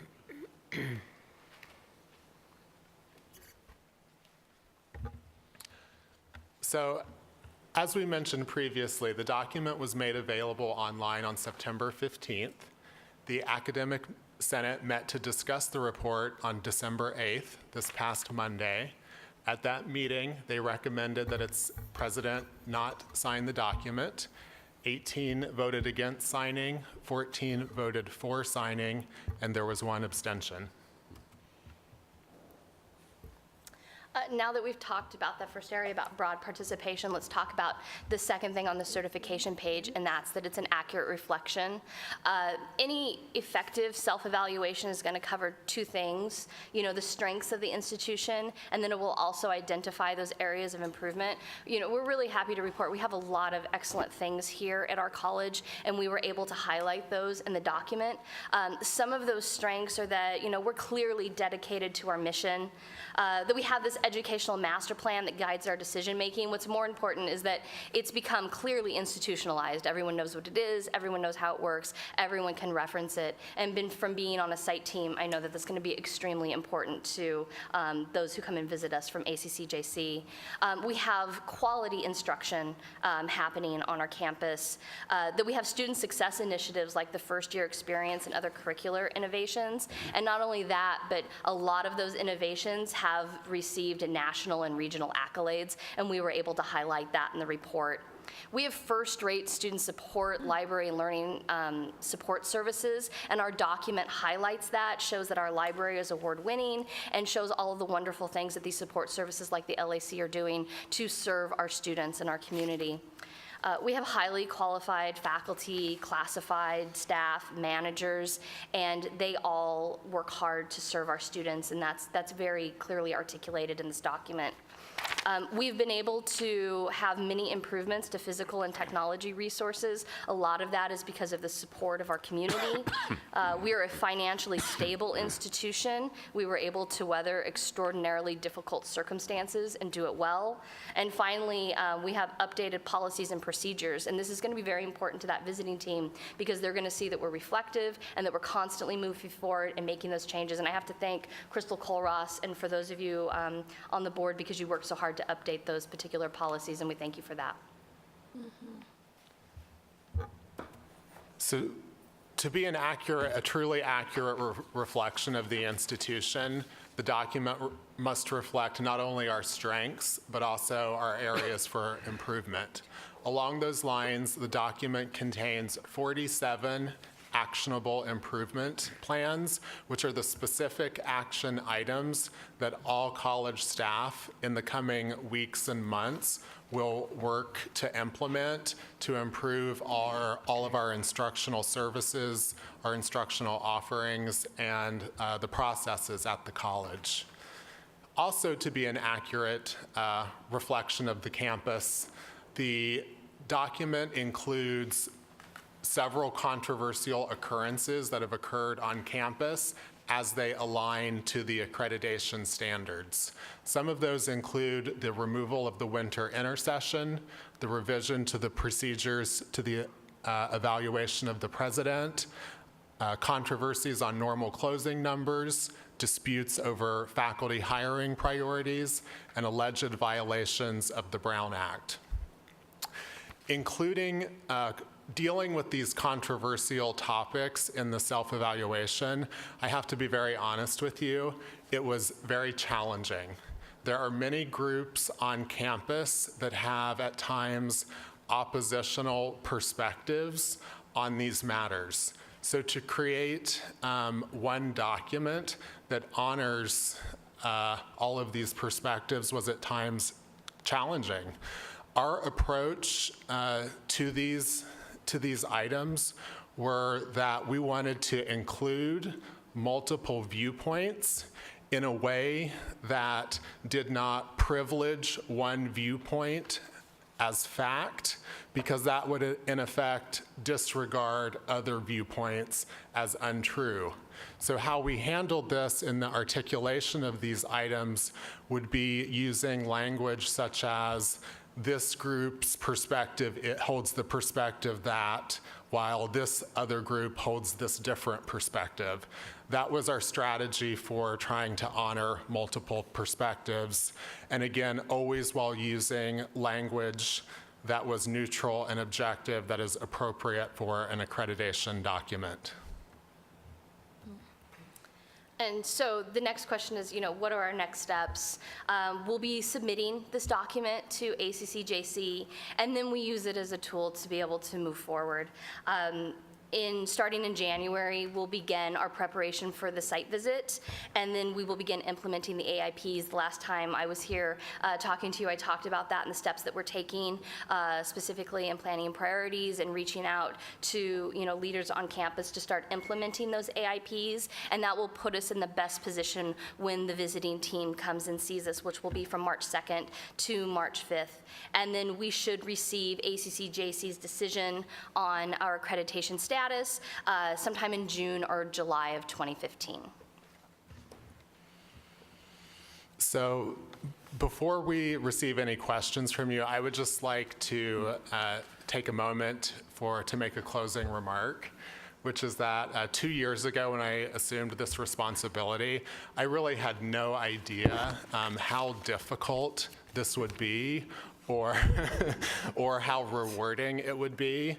This has been the most difficult yet the project that I'm most proud of yet in my career, and I'm really happy to be able to stand up here before you today and say I am fiercely proud of the product of this self-evaluation process. It was inclusive, it was honest, and I hope you can approve the document today. Thank you. Okay, Trustee Wah. I just want to say kudos to Professors Fleming and Jordan and all the times that I have seen you do these presentations and gone over your reports. You have always just presented with just real professionalism, unbiased, and tried to really present a fair perspective. And I really want to appreciate you for this because I know how difficult that can be, as you say, when you have oppositional viewpoints. Thank you very much. Trustee Mann? I'd like to follow up on that and maybe underline it. I think you've done an excellent job. I've looked at the self-study of several different phases. I'm with a couple of people, and there are many, many places in there which is very critical, for example, of the board. But I think it's honest, and it says some people perceive or some people that. But I do have a question. Who is there from the Academic Senate who's going to tell us why they refused to sign?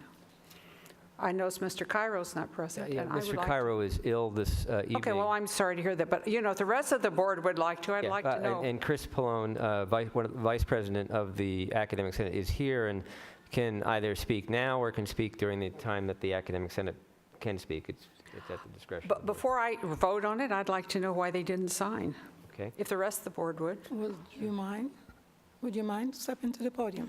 Do you want to hear from Trustee Yeah, let's Lewis? hear from her first. Let's hear from her.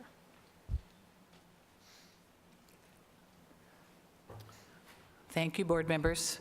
In spite of what you have just heard, in the end, and after a great deal of energy and effort put into trying to improve some of the writing, and not even just the writing, but the documentation and the data included in this report, the faculty decided that it was neither thorough nor accurate in terms of its representation of what happened over the last 6 years. And so that was a decision that we made after great deliberation and many presentations and a great deal of effort. And I think if we had had more time, we might have been able to resolve some of these issues. But I think the chairpersons greatly underestimated how difficult the last 6 years have been. And we have basically used the same timeline that we've used for all other accreditation reports. And this is a report beyond sort of all reports. We really should have started way earlier and given this process much more time in order to have a thorough going through and really be able to address some of the issues in it. We were concerned that things like the Modern Think survey was not included in this report. There was no attachment. There was a slight amount of evidence extracted from that report with no point of reference at all. And so we were concerned that that report, being a significant report which is required by the ACCJC, it's not attached to that report. And so there were things like that involved in it that we were really concerned about. Maybe that was a glitch. Maybe that could have been fixed, but we were at a point where we were not allowed to make any changes in the report, and we had to either accept it the way it was or not. And it was a very difficult decision for the faculty. You saw the vote. It was very close, but that is where we ended up. Okay, if I can answer any other specific questions, I'll be happy to. No, that answers my question. Okay, thank you. So, two things. The first thing is that true? The Modern Think is required by the ACCJC? Is that? What is the question? She just said that the Modern Think survey was required to be attached to the, correct? By the ACCJC?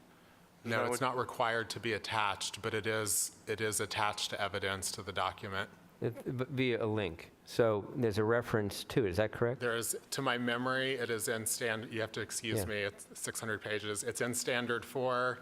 Some of the questions are pulled out as they relate to particular standards, and it is, the entire document is linked to where the site team can access it. Right. Okay.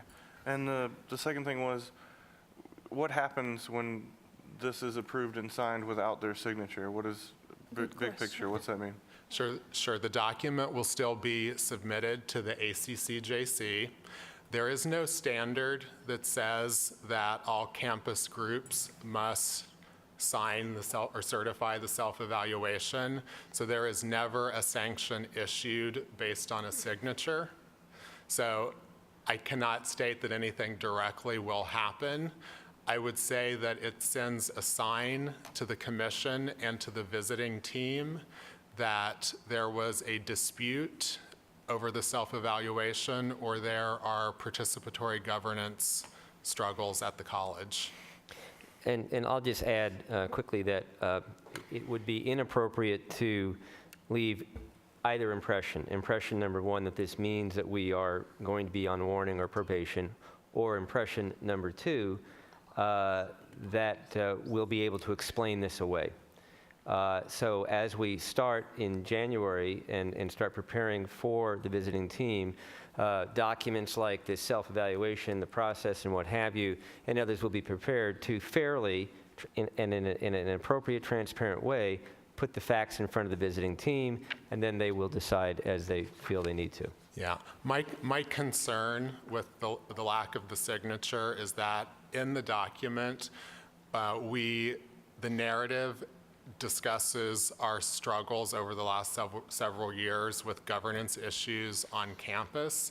It also identifies many of the improvements that have occurred over the last several months. So my concern is that the lack of a signature doesn't Validate that. align with that. Yeah, and I'll just also say that as your interim superintendent and president for the last 4 or 5 months, however long it's been, we have made great strides, I think, in communications with the Academic Senate, through CAPM, with the College Council process, through any number of issues. So this is greatly disappointing to me, and I think it's greatly disappointing to a lot of people on campus. I know it is. I will be issuing an open letter, if you will, to the campus to try and explain what happened, not take a side per se, but try to be as factual as possible as to what the issue, as to what the reality is. And then we're just going to have to work to deal with the outcome of this. You know, I certainly understand and respect the Academic Senate process, and the vote was the vote, and we go on from there. I don't understand it. I'm disappointed in it. I think as an institution, we can and should do better, but I know we have to earn that. We need to go back. 6 years, you know, it was a difficult 6 years in many respects. The last few years were very difficult. But we are turning the corner, and I want everybody to understand that, but there's still some work to be done, and I think Vice President Pallone would agree with that. I think Trustee Thompson had a question. What is our absolute deadline for submitting this? They need to receive it by January 3rd. Okay. And the board has to approve before it gets sent, correct? No group, the signature of no group is required. Of course, we would not submit it without the board approval. There's no ACC-JC requirement that says a certain group has to sign it. Of course, we would never submit it without board approval. But you are going to be, if we approve it this evening, you will be submitting it without the signature of one college entity. That's correct. Yes. All right. And the signature of each entity is at least required, or the effort has to be made to get them to sign it. Is that correct? Yes. Okay. Between now and January 3rd, is the Academic Senate prepared to work with the college to get this in form where you will sign it? Very good question. You know, unfortunately, I don't think there's any way to be able to get the Senate together. We had a meeting during finals week this past Monday, and it was very difficult to get a quorum at that meeting. And so now we're on holidays, and, you know, unfortunately, I think we've just run out of time. I would like to ask that Stephanie and Matt show me on the documents they gave us at the Senate for review, there was no link to the Modern Think survey. Maybe that's been added afterwards, I don't know, but it was not there. And we had many copies of that document circulating in the room. And that was one of the things that I think turned that for many faculty members, was the lack of that evidence. And in fairness, and I don't mean in fairness to Matt and Stephanie, but in fairness to the process, during that discussion on December 8th, were Matt and Stephanie or any of the members who worked on the report from the administration, were they allowed to respond or ask questions or participate in any way? We scheduled that meeting as an additional meeting because our regular meeting the week before, we were supposed to hear information and make this decision. And we ran out of time because it's, you know, an issue that's really taken up a lot of our time. So we scheduled a second meeting. Things were agendized based on what we had missed at the last meeting. And we felt like many people were able to give presentations on both sides of the table, as it were. The document is itself its own side. And so most of the responses were to what the document has presented to us. Some people agreed with what the document presents. Some people felt it lacked.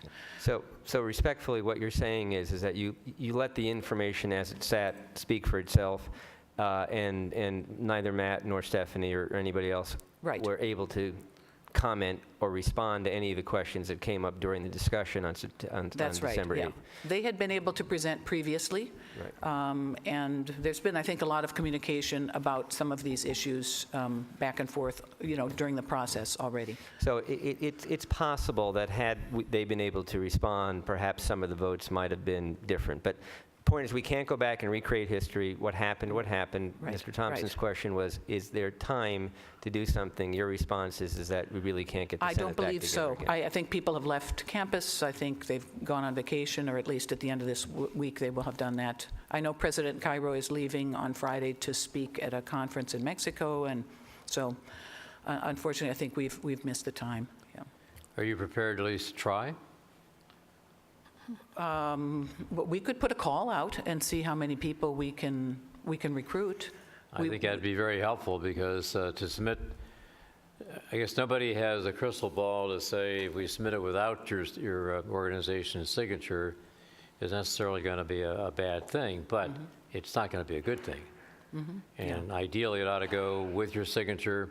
I find it very difficult to understand how this could occur, because it's been an ongoing process for quite some time, and it just seems to me to be virtually inexcusable that we are in this position where we are today. And so I would urge you to try to take the time between now and January 3rd, and we can have a special board meeting to come back and approve it. We can put a call out and see how many people we can get, and see if we can find a common date when people can come in and meet. I can't guarantee that that'll happen. We did receive these materials a month after the original calendar scheduled them. We were supposed to have them August 15th, and we didn't get them in the college until September 15th, and that might be the 4 weeks we needed.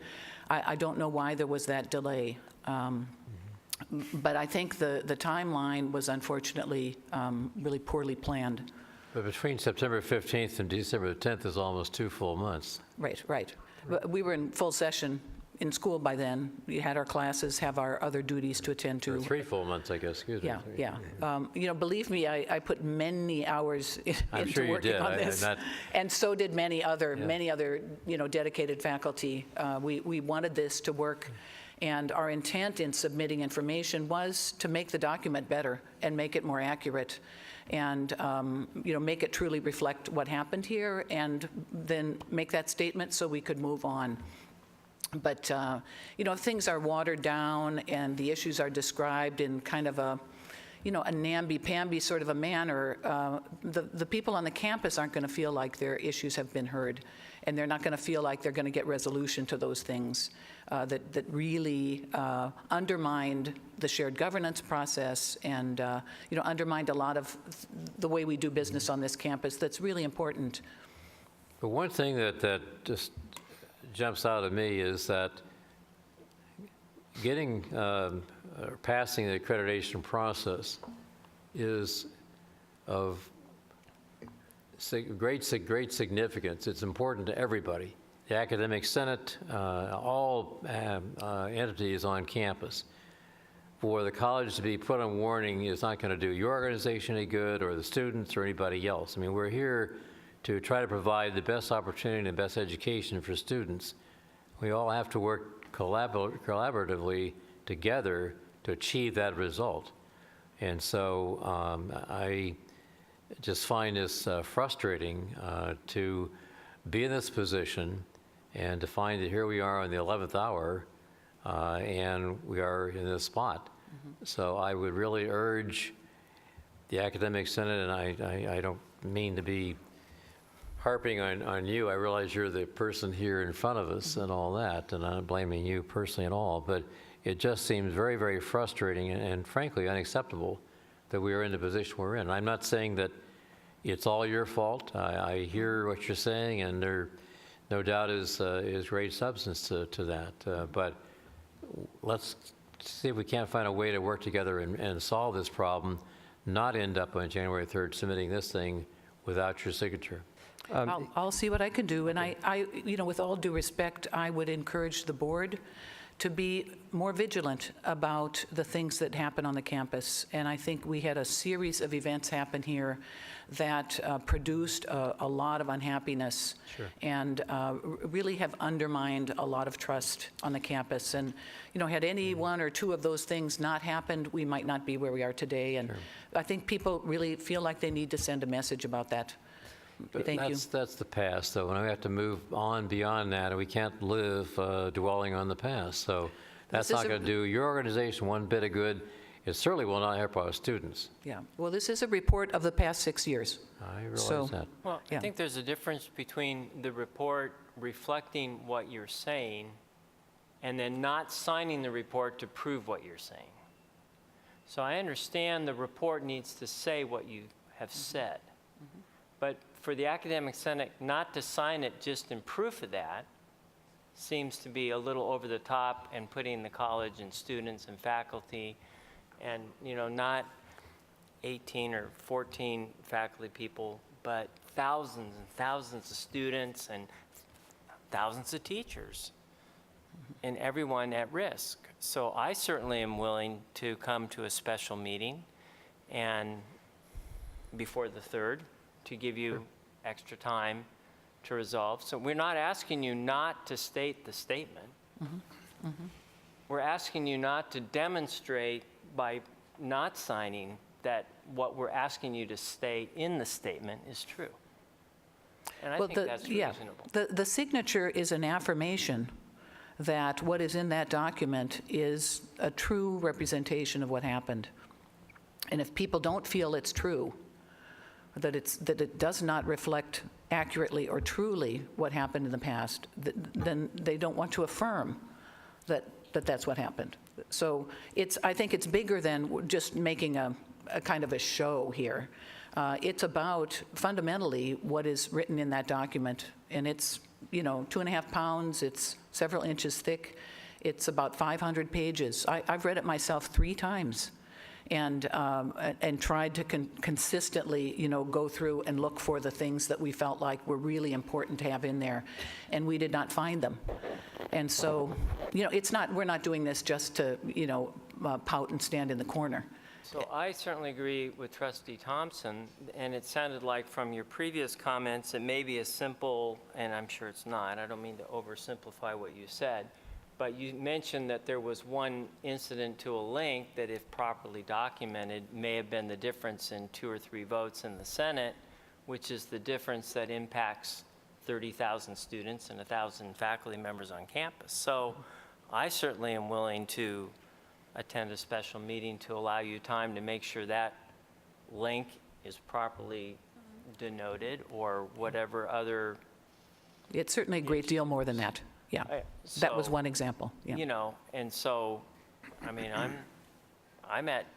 I'll come on January 1st. I don't care. It's for this. Maybe not January 1st. I understand, but I mean, for the level of significance that this is to us, have to have that much willingness to be whatever it is. So. Trustee Lewis. All right, a few things. The first thing is I think it's unfair to say that they got to respond or that the document speaks for itself. There's a difference in giving a presentation where you critique and talk about the document and allowing someone to speak or letting the document speak for itself. They could have responded in kind to whatever the problems were, as the thing we were just talking about, the modern think problem, and they could have shown you if it's there.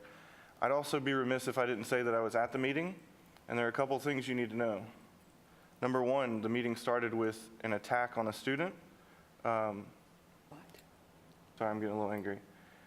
Hubert Tran spoke at the PMP meeting over his concerns about signing of the document. Their meeting opened with Manny Perea essentially berating him for his thoughts. I don't appreciate that. Also, I did not hear one time during the deliberation from people standing up and speaking anything about modern think not being included. Maybe I missed it, but if it was and you missed my presentation. If it was, I know from the crowd, not your presentation, but you said that it was a concern among a lot of people in the crowd during deliberation. I didn't hear one person say it. And the last thing was, I believe it was Melissa Mickelson who stood up during her little presentation and said that the other people who signed the document, the groups that they represent, did not take the time to go through the document or give it consideration or do their input. And I really, really don't appreciate it, considering that our students, who are full-time students by rule, took the time to go through sections and give input and took the time to do 2 meetings and meet with them.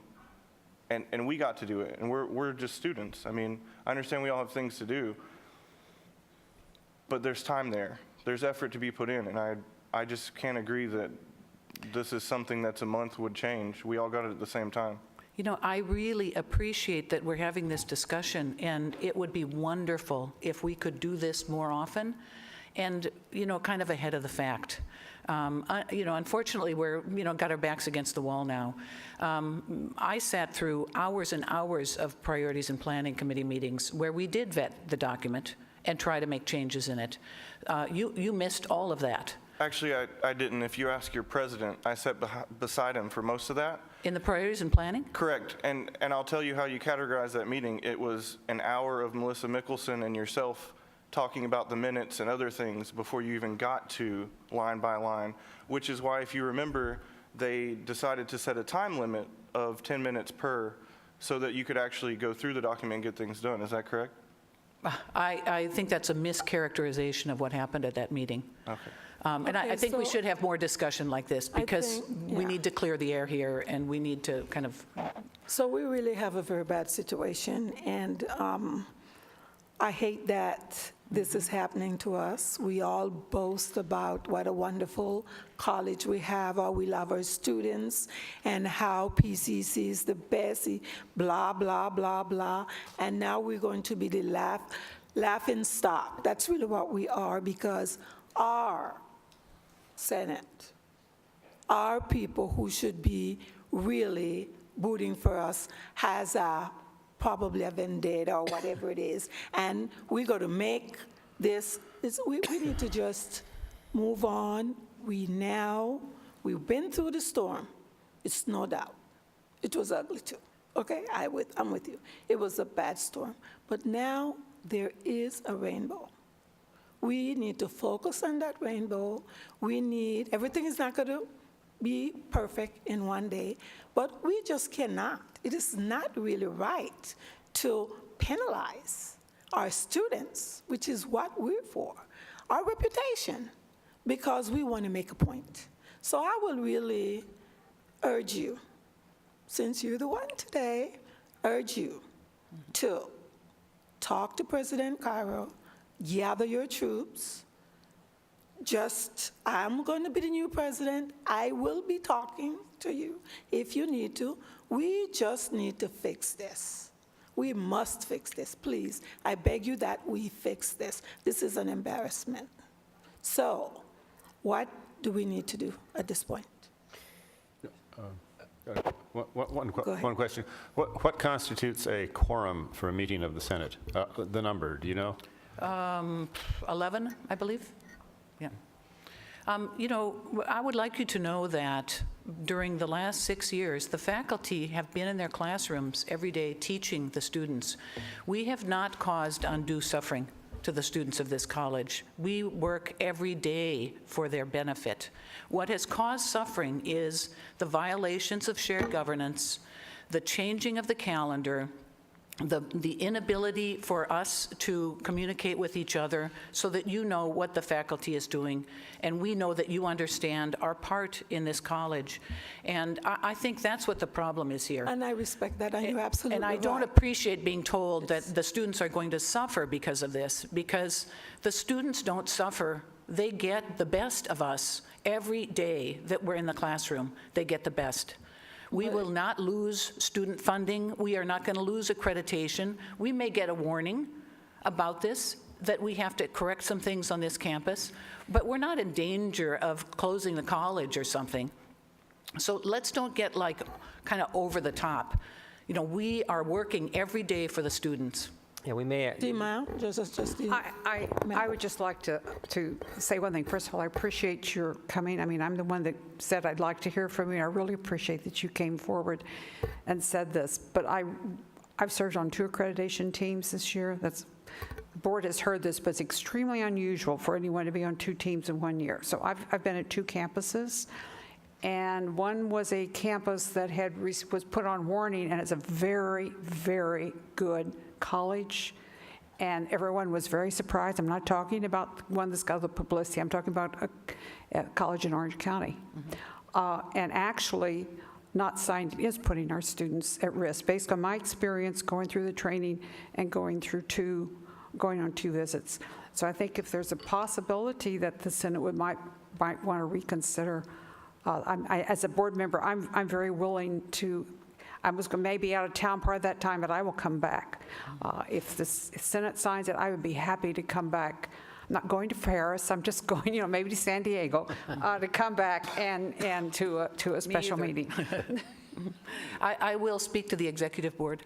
All right. yeah, and if I can just say, but probation is also a possibility as well. Yeah. I mean, it's a very, very serious issue. And but I too am grateful for the conversation and hopeful that some things can happen. It's possible that some things after the fact, in terms of the certification page, can be resent after the fact. In other words, when you come back from the semester, if people want to reconsider, that's a possibility. It sends kind of a double message, though, and I think we have to be honest about that. Yeah, just a couple options. One would be if the board does want to approve the certification this evening, we could hold sending in the document, I think, up till as late as December 29th, to give us enough time to same day it, factoring in the holidays and weekends. So if the Academic Senate wanted to come forward any time before that, that would be an option. A less good option would be that after the document and certification page had been submitted, if the Senate had a change of heart and wanted to certify the document, it could be certified and submitted late to the commission, and they would certainly accept that. So those are two options. Thank you. Any other I would discussion? just one final comment from myself, and again, Chris, you're the person, unfortunately, who is standing up here and receiving all the comments, and they're not directed to you personally, but as your position as at the moment the leader of the Senate, Academic Senate, et cetera. But I really don't see anything good coming out of this. We may get put on probation, we may not. We may get a warning, we may not. Who knows? None of us has a crystal ball that can really be accurately read to know what's going to happen. So I would say again, please, please, do everything you possibly can. Get the organization together. I'm sure our colleagues will meet with you, go through, find the link. If it's not there, put it in there. Let's see if we can't get past all this, because to send it forward without your signature is not going to help the students. It may not hurt them, but it may. And we don't want to take that risk. There is no point whatsoever in having to take that risk. So please get your organization back to work.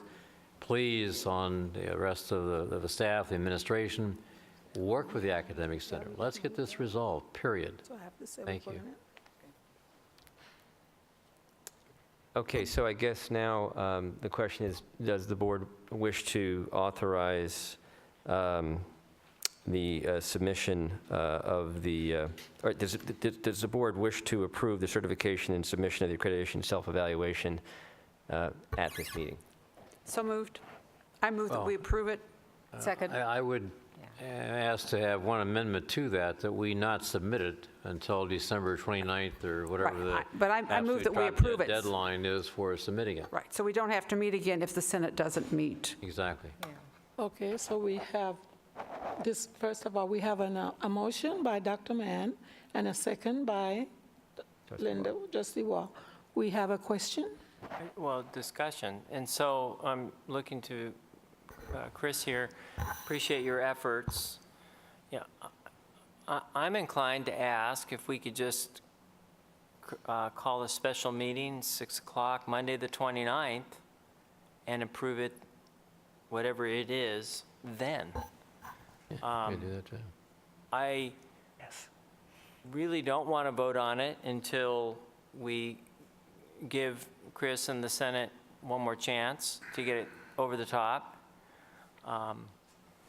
Maybe some of you are out of town, and I understand all that, so I want to be respectful of that too.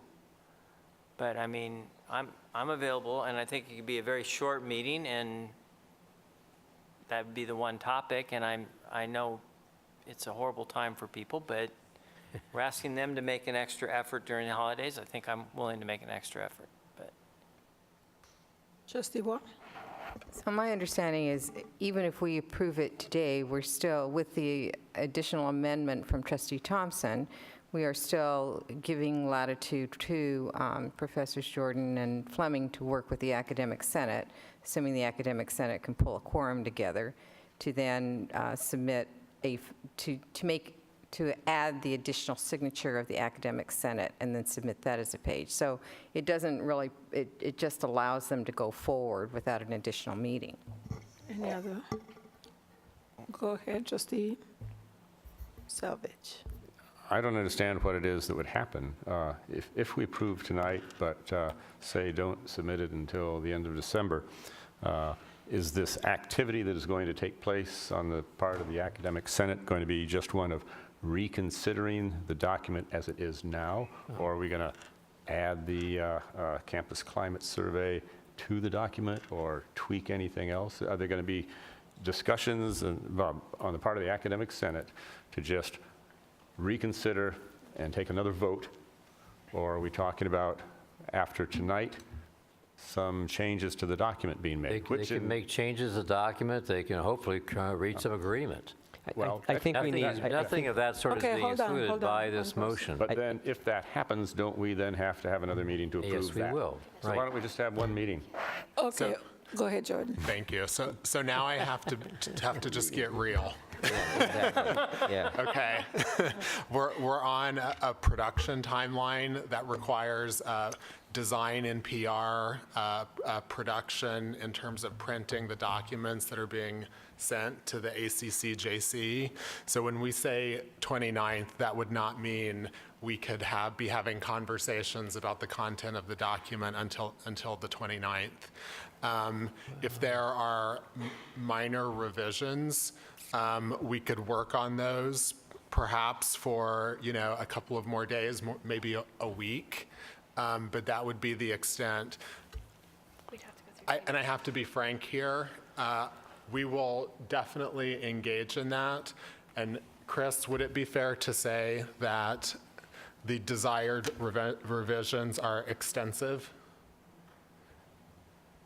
Yes, so And that is the challenge that we face. And also, if there were extensive revisions per policy 2120, we would have to take it all the way back through PMP.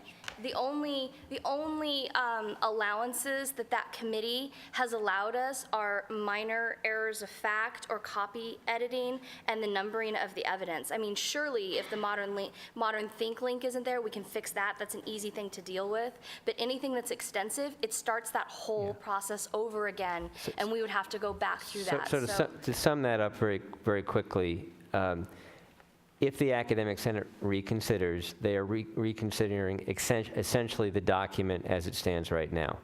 Other than minor tweaks and revisions that are within the scope of our policy, that's just the reality of where we are right now. Yes. Well, And my perception is that the desire is not for minor revisions, the desire is for extensive revisions.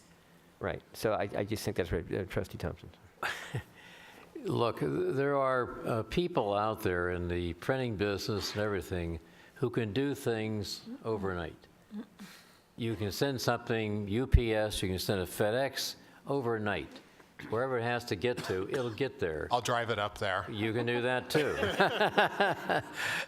Maybe you have to go quite that far, but other than meeting on January 1st, I think we're wide open to working this out. And so My hope would be that we would not try to put unrealistic limits on changes that might be made to the document. On the other hand, maybe the Academic Senate, in reflecting on it, wouldn't feel it has to have the extensive changes that they believe would be required at the present time. But I'm happy to go forward with either the motion as it is right now, or I think it makes equal sense. Let's just defer the whole thing and come back on the 29th or come back on January 2nd or whatever it is and have a special meeting and get this thing moving forward. Trustee Lewis? I think it's unrealistic to think that we're going to, if we redo this, we have to go back to every shared governance group. It's not just a come back to the board thing, because Jordan signed it, everybody else signed it, and it would be unfair to them to change the document and not let them go back through and vet it again. And we all have a long process we've already been through. I mean, Associated Students went through every single line, and I understand what you're saying, and I think it's fair to say, well, if we approve it, you hold it and wait and give them another chance, but I really don't think it's fair to ask everyone to wait for modifications and changes all over again. The only thing that I would add, if in fact the board is considering the 29th, given the holidays, and I'll change my schedule, believe me, I'm very busy on the 29th with the 20th stuff, but I will defer other activities. But the 2nd might be a better day, frankly, if that would work. It's a Friday, it's after the holiday, we're all back anyway. So if that would be more convenient to everybody, given the holidays and what have you, if the 2nd works, I would personally prefer and recommend that. Does that work for you guys? Isn't it due on the 3rd? It's due on the 3rd. Yeah, well, so we can overnight it if we had to, or it wouldn't be the end of the world if it got in. Yeah. Okay, I have a question. So, Professor Pilon, so really, I'm just trying to understand or repeat what I'm thinking that I'm hearing. Really, what we're asking is for you to call your group together and have them, ask them to accept the report as written. Because we are here, I am hearing that revisions that you're asking for are too many, and it will need to go through the entire process. And that is not going to happen in 3 days. Is that correct? You know, I can only get the executive committee together and present what we have discussed tonight. We are, the Senate is a Brown Act committee group, and so we would have to post an agenda, you know, a few days before the meeting. We have to put an agenda together. You know, it's a longer process than just saying, can we get 11 people over here for an hour? And so I will have to pursue that with the executive board, and I'll call Eduardo tonight. I know he's leaving town Friday, and I'll be out of the country towards the end of the month. So I'll do my best and present what we have discussed here tonight to them, and see if I can get a response, a positive response, as you desire. Thank you. So what's the pleasure of the board? Well, initially, I didn't want to vote on it tonight and just schedule a special meeting, come in and do it.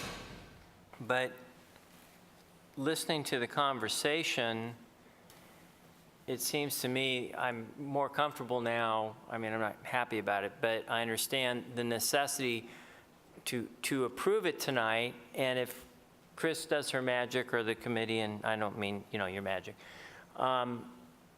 then I think we take everybody, we do whatever it takes to come back and vote on a new certified page. But as Marshall clearly stated, we won't be voting on a different document.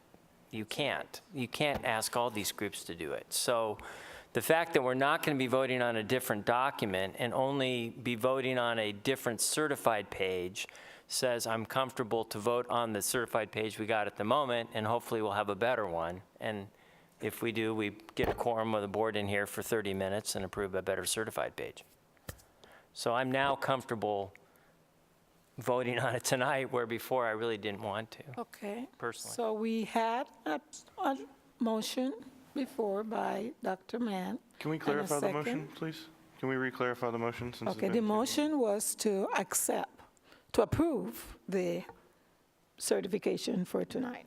But to hold it till the The motion Ninth is or to approve it end of the and year. And to hold sending the hold it document. until they're ready to send it. And if- Last possible moment is That's right. what I would say. Matt offered to drive it up if he had to, so we'll give it as much time as we can. But I also want to just say something. I need a clarification from Matt about this.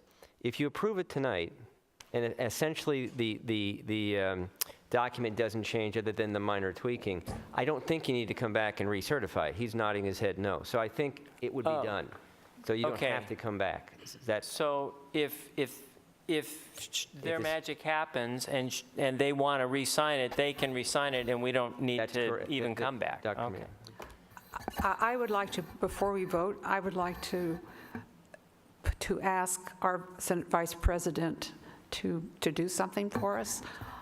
I would hope that you would take this discussion as the board's willingness to work in a collegial manner with the faculty and to try to move forward together and to try to do what's best for our students. I think we're genuine when we said we would come in on the 29th. I'll come back for my daughters. Other people will come in. I think we really, really care, and we really do want to turn the door and go forward. Absolutely. Okay, so where are we? Yes. I just would request that we add a specific day to, instead of the last possible moment. Can we say the 2nd, the 1st, something? Say no later than January 2nd, 2015. Okay, what date is it? What is it you're asking for, Mr. Lewis? Oh, no, that was it. We just didn't have a date on it before. No We later just than said- January 2nd, Yeah. 2015. As opposed to last possible. And then wait to submit the document to no later than January 2nd. Okay, so the So motion. can I just Go add ahead. one thing? The 3rd is a Saturday, so I don't know if that makes a difference. Oh, Yeah. well, that's still the due date, right? So still no later. He can send it in earlier, Yeah, that's but their no fault. later than that date. That's their fault, not I think ours. what he's suggesting is because it's Saturday, maybe it's not due till the following Monday, which would be the 5th. Or they just won't accept it because it's not in the mail, so it's not postmarked. I just want to be safe, so If I it's would give due- Be yeah. post-dated. I I'm don't sure think- they'll work out. It'll be postmarked the 2nd, because we Okay, said. let's move on. So we have a motion to, let's read it properly, a motion to approve the certification and submission of the accreditation self-evaluation, and to send it no later than January the 3rd. We have January 2nd. January 2nd. We have a motion by Dr. Mann and a second by Trustee Waugh. Do we have any other discussion? Hopefully not. So, advisory vote, Aye. all in favor say yes. Aye. Abstain? Motion carries. Thank you. Okay, next, item Q, it's been pulled for a later date. President Brown, may I make a comment? Pardon me? I want to say that with item Q, we have finished the review of all the board bylaws with 4 that have been moved from a board bylaw, and this is what I want to get on record. We moved, was it 4? Did Crystal leave? 4 from a board bylaw to, from a board bylaw to a board procedure. Was it how many? 4. Four we moved from a board bylaw to a board procedure, as the board had suggested, because there was a feeling they needed a procedure to go with them. So without that move, and we're holding this, and we have completed the review of the first whole section of the board bylaws. Thank you, Dr. Mann, and we will bring this back at a later date. Yeah. Now we turn to informational items. So. Item R. Very quickly, and this is evidence, I don't know if Chris is left, it looks like she's left the building. But in any event, if you look under tab R, this is an information item only for the board, but it's an incredibly good news information item, and that's why I chose to bring it to the board. It is a collaborative, collegial, positive discussion and negotiation with the Academic Senate Faculty Hiring Committee to bring on board what is essentially 36 new faculty positions effective September or fall of 2015. You'll note when you look at these positions that the vast majority of them are in high enrollment classes that accrue to significant benefit for the completion agenda in terms of transfer, in terms of AA and AS degrees, and in support of workplace certificates that have significant job opportunities in our area. Plus, there's addition of, I believe, 3 or possibly 4 counseling positions, which speak to our student success. 4 positions, and it's just a very, very good thing. So it's just information only. We vowed to get this resolved with the Academic Senate so that we can get into the marketplace to start advertising these positions in a very timely fashion. And this is the first time that we've been able to do that in the last probably 3 or 4 years to my memory. So this is just good news. Great. Any questions, discussion? No? Good. We go to presidential search update. I don't see. It's my understanding that this group was not able to make it tonight, and Tony had to leave early, so I think he would just move on. Okay, great. We go to Clary report. Yeah, so this is a very, very brief report. It's an information only. In fact, we probably don't even need the report if the board doesn't have any specific questions. The Clear report is a document that needs to be provided to the U.S. Department of Education, Department of Justice, and others on an annual basis. And in fact, we did that, and I want to acknowledge the great work of Acting Chief Machin and his team for assembling this document and getting it to where it needs to be on time. So we can take questions if you need it. We can defer it for questions at the next meeting, but we wanted to make sure the board was aware of it. And the student equity plan preparation. Dr. Olivo is going to briefly give us an update on where we are with the student equity plan. And this is another significant opportunity to bring new student success dollars onto our campus. Yes, thank you, Board of Trustees and audience members. PCC has been allocated a little over $1 million to address student equity, and specifically any data that reveals there's an achievement gap where access, retention, basic skills, and course completion as well as overall graduation is concerned. I am here simply to report to you an update on the activities of the Student Equity Committee, which has members of the faculty, staff, management, and student body association. Thus far, we have attended a Chancellor's Office Student Success Conference, and there were a few of you who attended our Student Equity Summit in the spring. So we hosted a Student Equity Summit to identify what PCC groups have already been working on in relation to student equity. This fall, we've hosted several meetings and a retreat for the committee. We attended the Academic Senate statewide regional meeting on student equity. We hosted an event with a national expert on student equity, Dr. Diane Goodman. We supported an event bringing Dr. Laura Rendon to campus. And we hired an hourly researcher. She's a PhD candidate at UCLA, and her name is Patty Quinones. She's been working on reviewing our data. We hosted a breakfast and learn and lunch and learn session for the campus to understand our student equity data. And at this point, the committee is finalizing a funding formula to release a request for proposal to the campus to submit ideas on how we can address student achievement. And at the next meeting, I'll bring to you our final plan for your review and approval. Many of our committee members will be attending the American Association of Colleges and Universities National Conference in January, and we'll be hosting our second annual Student Equity Summit next spring. And that's my report. Thank you. Any discussion, questions from anyone? I do want to just quickly add my sincere appreciation to Dr. Lebo, and about how many people would you say are actively engaged in preparing this report right now? Today, we had 14 members of the committee attend a meeting. And representing all cross-sections of our campus community, including obviously our faculty and counselors. So it's a very significant effort, and I applaud and thank Dr. Lebo for her leadership in this regard. Thank you, Dr. Lebo.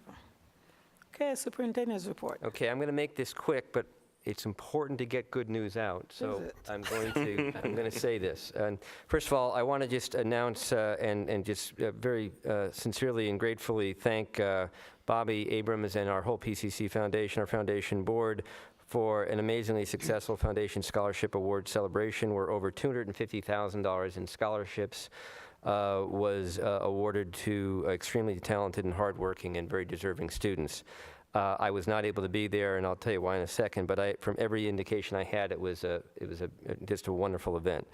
And to underscore something about that, I had an email sent to me from our MESA director, Melva Alvarez, and she says briefly, MESA students, which is our math, engineering, and science achievement students, received almost 40 awards. The foundation has certainly made good on the promise of academic success through financial support of these fine students. In one night, students were able to receive invaluable support for short-term goals that will pay off big as they make strides towards their transfer and career goals. As you may know, MESA serves low-income, academically disadvantaged students with tremendous potential in science, technology, engineering, math. All of our students are in calculus-based math and have overcome and continue to overcome obstacles that many times render other students unable to achieve academic success. She goes on to talk about the struggles that these young people have in terms of their finances, and these extra grants make a big, big difference, and she talks about the things that MESA does. So that's just an example of that, and it's a great example. I also had the honor and privilege of representing our faculty, our staff, and our managers at the White House College Commitment Day, and that was why I could not be there at the Scholarships Award. And I wanted to just kind of articulate that there were about 100 community colleges that were invited to attend this event, and approximately another 150 or so four-year and K-12 districts. The whole thing was about collaboration. I want to thank Dr. Ryan Corner, Dr. Dave Douglas, and several others and Dr. Brock Klein for putting together two significant commitments. They relate directly to our educational master plan, as well as our board goals and the President's area plan. And from the point of view of our pathways, we are committing to 2,500 additional degrees by 2020 and an additional 2,500 by 2025, as well as 2,500 additional career certificates. So that would be a total of 7,500 additional degrees and certificates by 2025. These are not just numbers pulled out of the air, but things that we can and will achieve. In the STEM area, thanks to Dr. Douglas, Dr. Wright, and so many of the great faculty, through that our Title V grant and other activities, we're pledging an additional 420 STEM degrees by 2020 and nearly an additional 800 by 2025. These are very significant goals, and I think very achievable goals. And then while I was also in Washington, I had a chance to meet with our lobbyist, Jordan Bernstein with Cassidy, where we reviewed the 3-year board goals, the President's area plan, the legislative plan that the legislative committee came together, and also had an opportunity to go up on the Hill, as they say, to lobby. And we did that. Then I'm going to save this for the next meeting, but we have some incredible words about Nikki Harmon. I'm going to also say that I had the honor and privilege of speaking at the registered nursing pinning ceremony last night. We had 75 nurses graduate our program class of 2014. We had 6 veterans in that group. And it was just a great evening and a great culmination to see, again, the miracles that we do every day on this campus, and to talk to the parents and thank the faculty for what they do. And then some of you attended students launching startups, marketing and advertising work-based learning presentations. Trustee Selvage, Trustee Waugh, Trustee Brown were there. An amazing effort and work by Professor Linda Hansen and her students to actually have adjudicated reviewers there as they presented business plans and other things. And it was a great event, and they're doing it again tomorrow. Very professional, very well done. So kudos to Professor Hansen. Finally, I want to thank the Management Association and others for a wonderful campus celebration, holiday celebration, day before yesterday, I think, or maybe it was yesterday. Time flies. I want to thank several trustees who were able to be there, Trustee Brown, Trustee Thompson, Trustee Selvage, at least those three. Dr. Koster and others were in the event. It was just a wonderful event, and thank you for that. And finally, I want to remind the board that we have a holiday celebration this coming Monday at the Athenaeum from 4 to 6 p.m. And I would hope that as many of you as possible can make that so we can join together.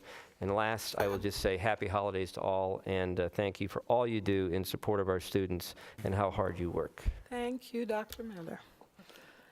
Next, we will have our announcements. Let's begin with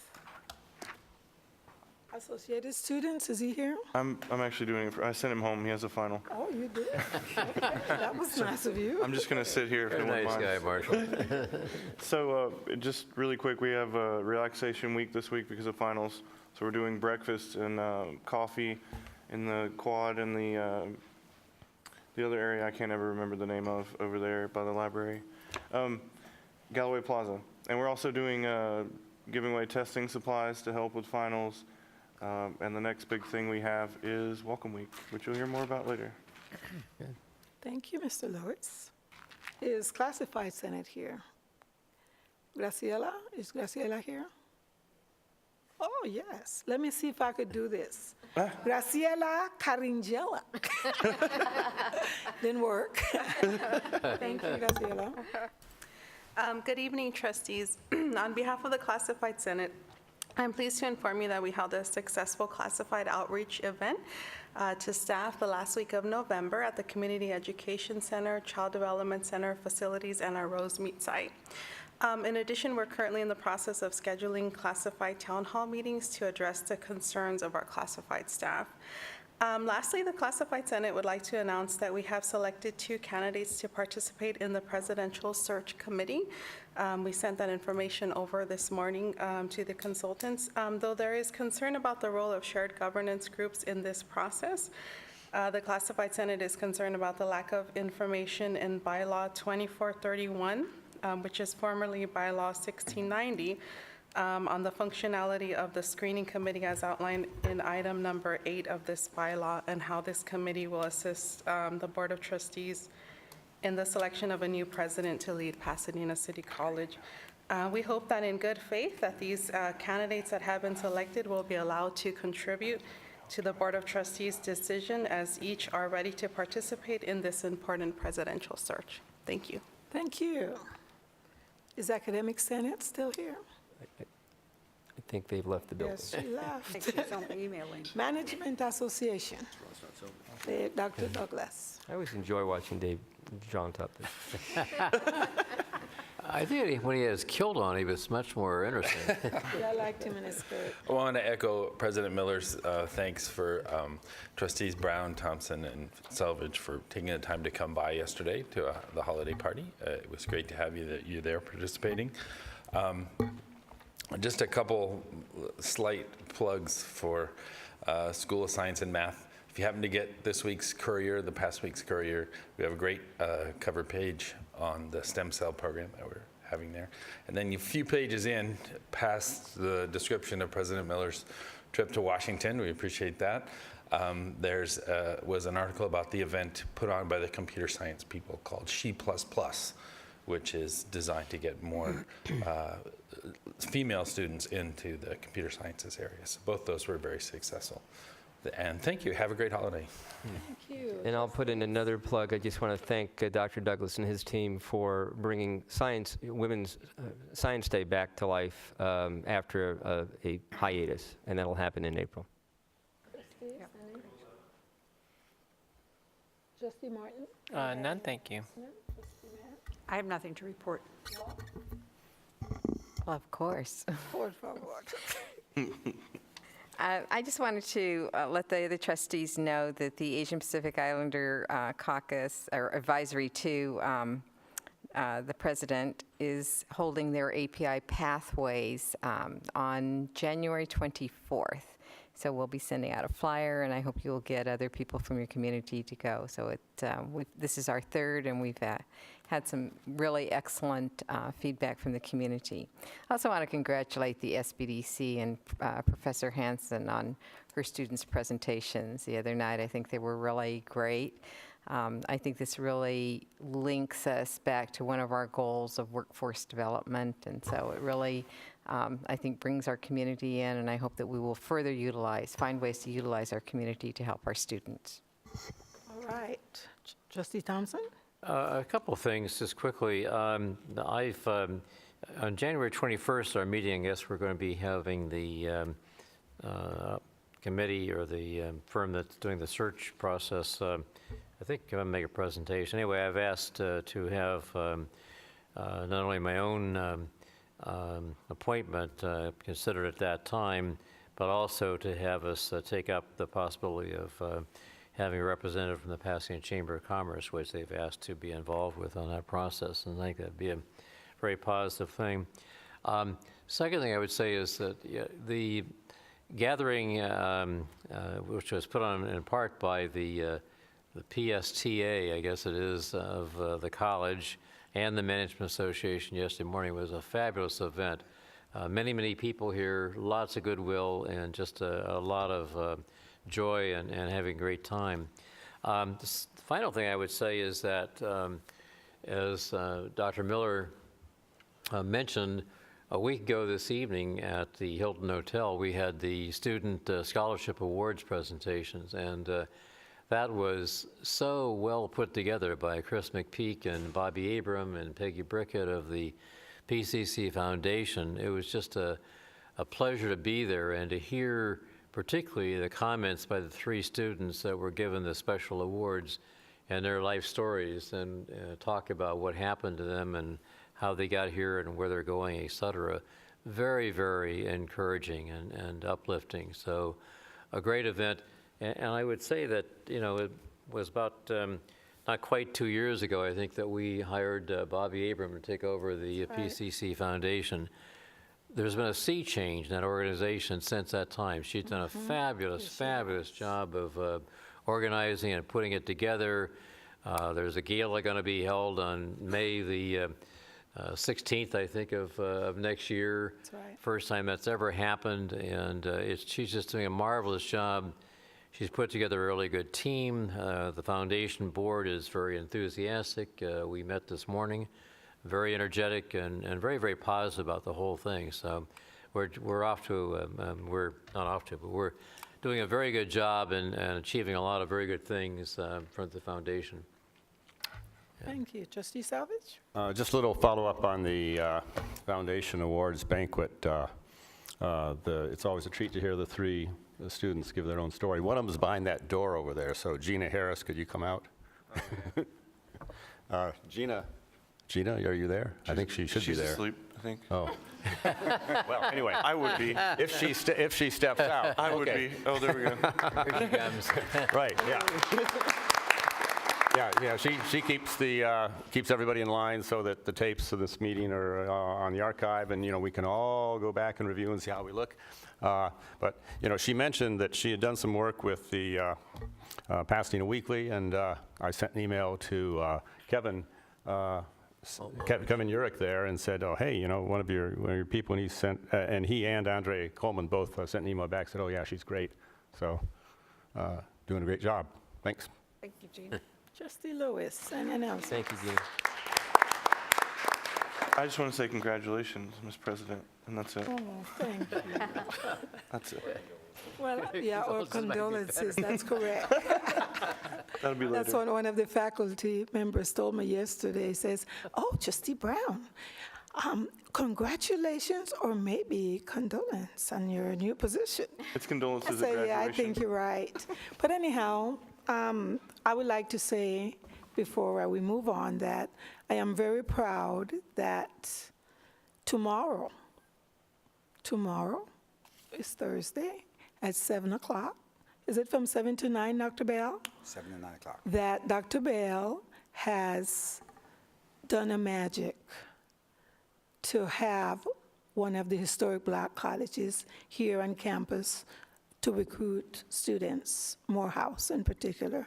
This was the first, I think, that this happened, and I am very excited about that because, as you know, we're trying to increase our African-American students in higher education, and this, I thought, would be a great way to start. So thank you, Dr. Bell. Thank you, very welcome, thank you.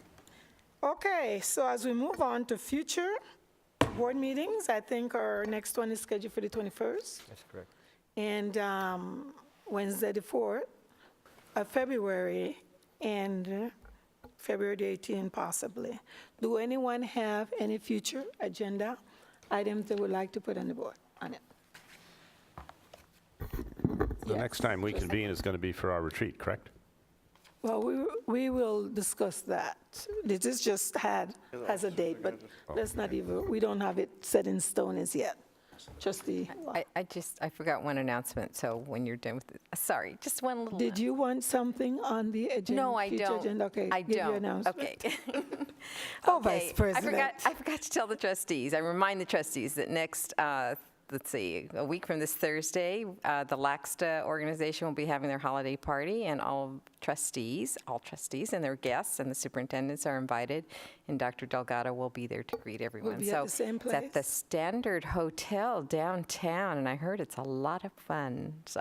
Oh, that's good, that's better. Sen- Anyone, When you say future? downtown, you mean Los Angeles, or? Future agenda items, none? Good. Okay, well, I would like to wish you all a Merry, Merry Christmas. And this meeting is adjourned, for heaven's sake.